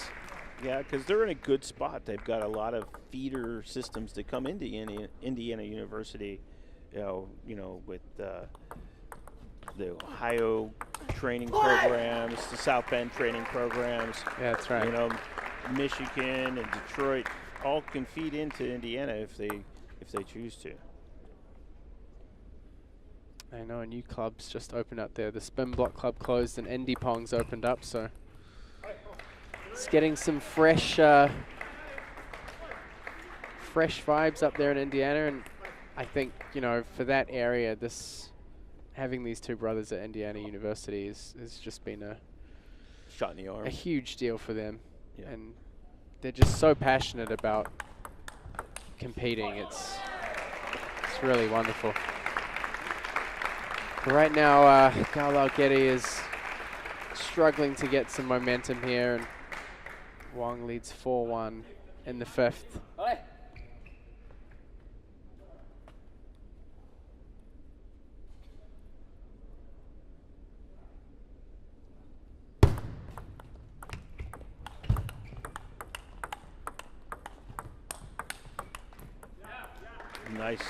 Nice counter going up the line.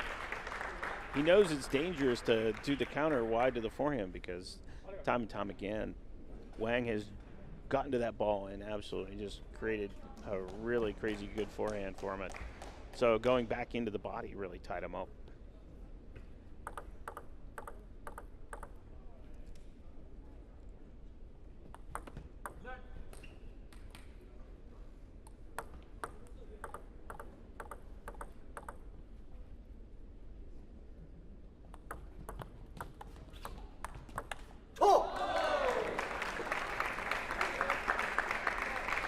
Yeah, Gal's having a hard time reading the backhand open and how much spin's actually on that ball.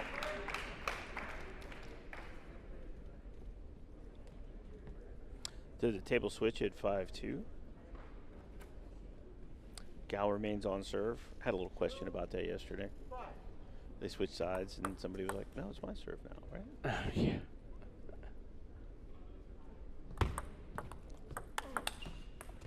There's that big backhand swing. Definitely getting some support from up there. Got to keep these players going. I think Gal throughout the last couple of sets, obviously since the result on table 2, has kind of faded in and out. He's really tried to bring himself back into it every now and then by trying to pump himself up. He's doing a good job maintaining focus, though. Mm.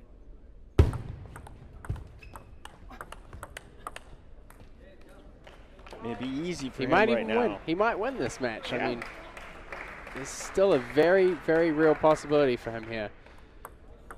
And like I said, it's the last laugh, really. Yeah. He can say, hey, I won. I'm undefeated. I took this match, yeah.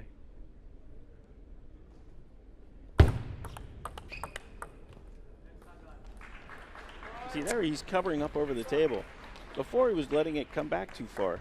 That one, he pressured it. That's what he needs to do on the backhand side. And he's definitely just focused on placement. I mean, he hasn't really been that aggressive in the last 2 games, especially not in this 5th. He's just looking for simple placements.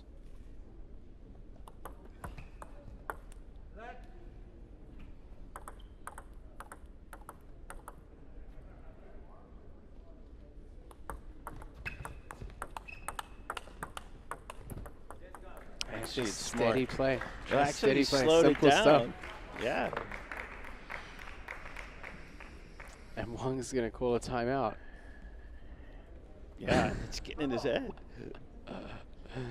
Gal's lack of energy kind of This is one of the weirdest games I've ever commentated. Yeah. It's because it needs to be played. Absolutely has to be played. The results does not stand until this 3rd match is completed. Yeah, it's interesting how the team tie has worked out.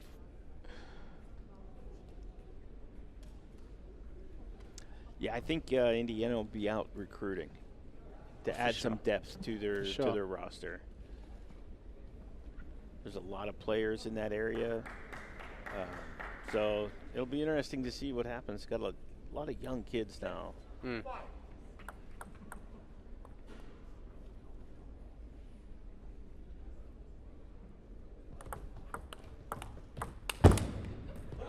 Huge backhand from Wang.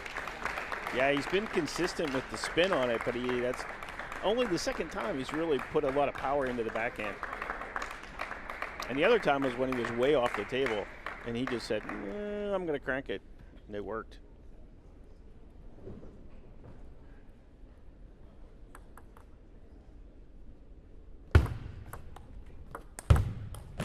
Goes for more of a no spin variation, looking for that 3rd ball attack. He definitely put it right on the spot.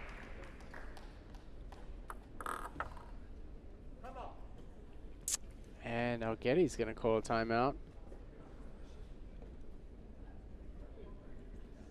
Not a bad idea. I mean, if you really want to win this game, it's not a bad idea. I think that potentially sends the message that he wants to win this game. Yeah, because right now he's got time to calm down. His brother's going to tell him, hey, just focus on this return and then win your 2 points on serve. His brother's on his phone. I know, I saw that. But you can't see that on screen, so. Whoops, sorry. Yeah, now he's talking to him. There we go. Yeah.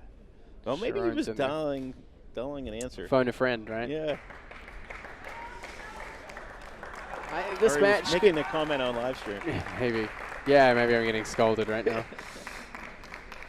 So this third match could still go either way, regardless of the outcome of the team tie.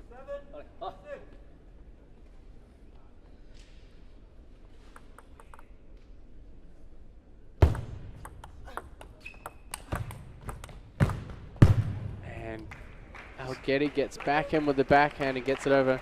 You know what? I'd love to see Gal win and just do a massive celebration. Yeah, just rip his Maybe shirt the team off. can run in and do the same thing. I think it would be kind of poetic, almost. 7-7 in the fifth. Gal with the serve.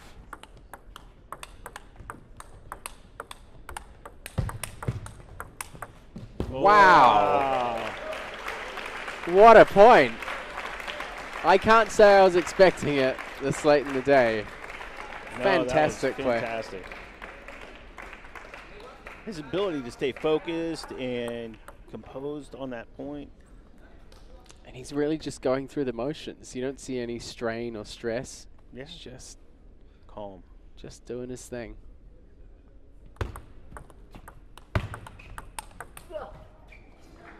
And it's going to be 9-7.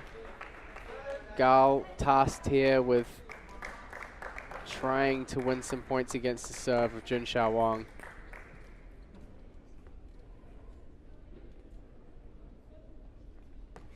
Algetti. Dude, you know that you can use the towel because then you can't use it on the table. So why are you doing this? We already lost. I don't understand. We already lost. I don't understand what you're trying to do. My hands are wet. Don't worry the others, okay? We do it again. Don't worry. People are crazy. I'm saying. Glad it's all on camera. It's like reality TV. What do you want more, dude? You want to win this too? Like, I can give you that too. Don't worry about that. Oh my gosh, these people. You want them to focus on? You ready? Yeah.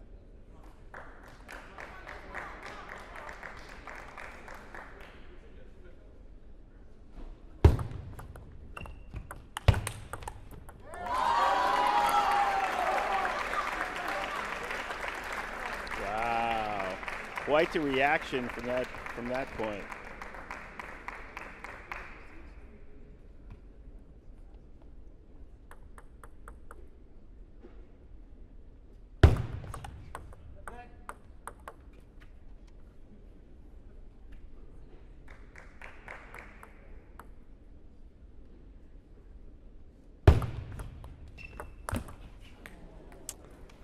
So it's going to be match point for Gal. He can claim this victory here within the confines of court one. Yeah, the questionably motivated Gal at this point. I don't know what's going through his head right now. I don't even know what's going through mine. Dinner. It's always there, you know, at the back.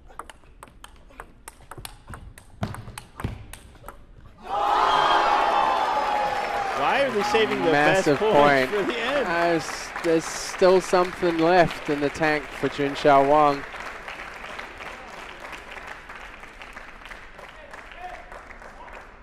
Now it would be crazy if Gal did a fast serve right now. Crazy. I mean, he has nothing to lose, really. Right. Just jam him under pressure.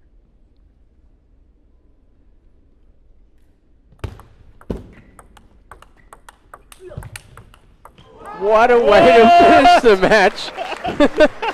He just puts his hands, whatever. Yeah. What an amazing point. 360 forehand finish.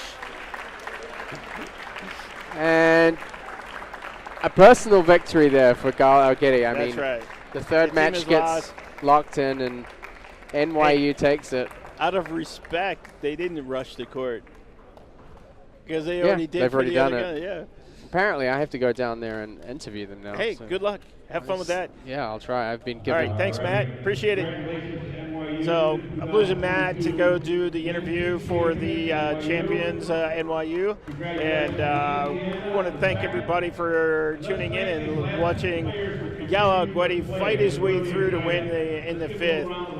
And it's been a great day here in Round Rock. I want to thank everybody who's been helping out, all the volunteers, the Round Rock Sports and Convention Bureau Sports Center here. Can't hear myself think due to all the noise. So really appreciate it. My name is Roger Dixon. I'm signing off here from Round Rock, Court 1. And we'll see you again tomorrow for the women's and men's singles championships.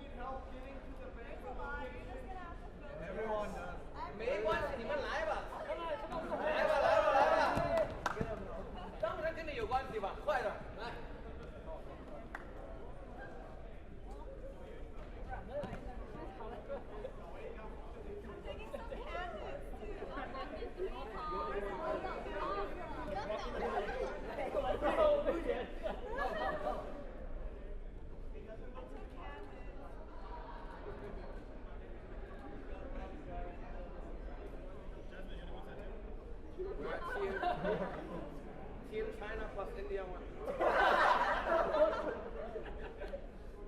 That's true.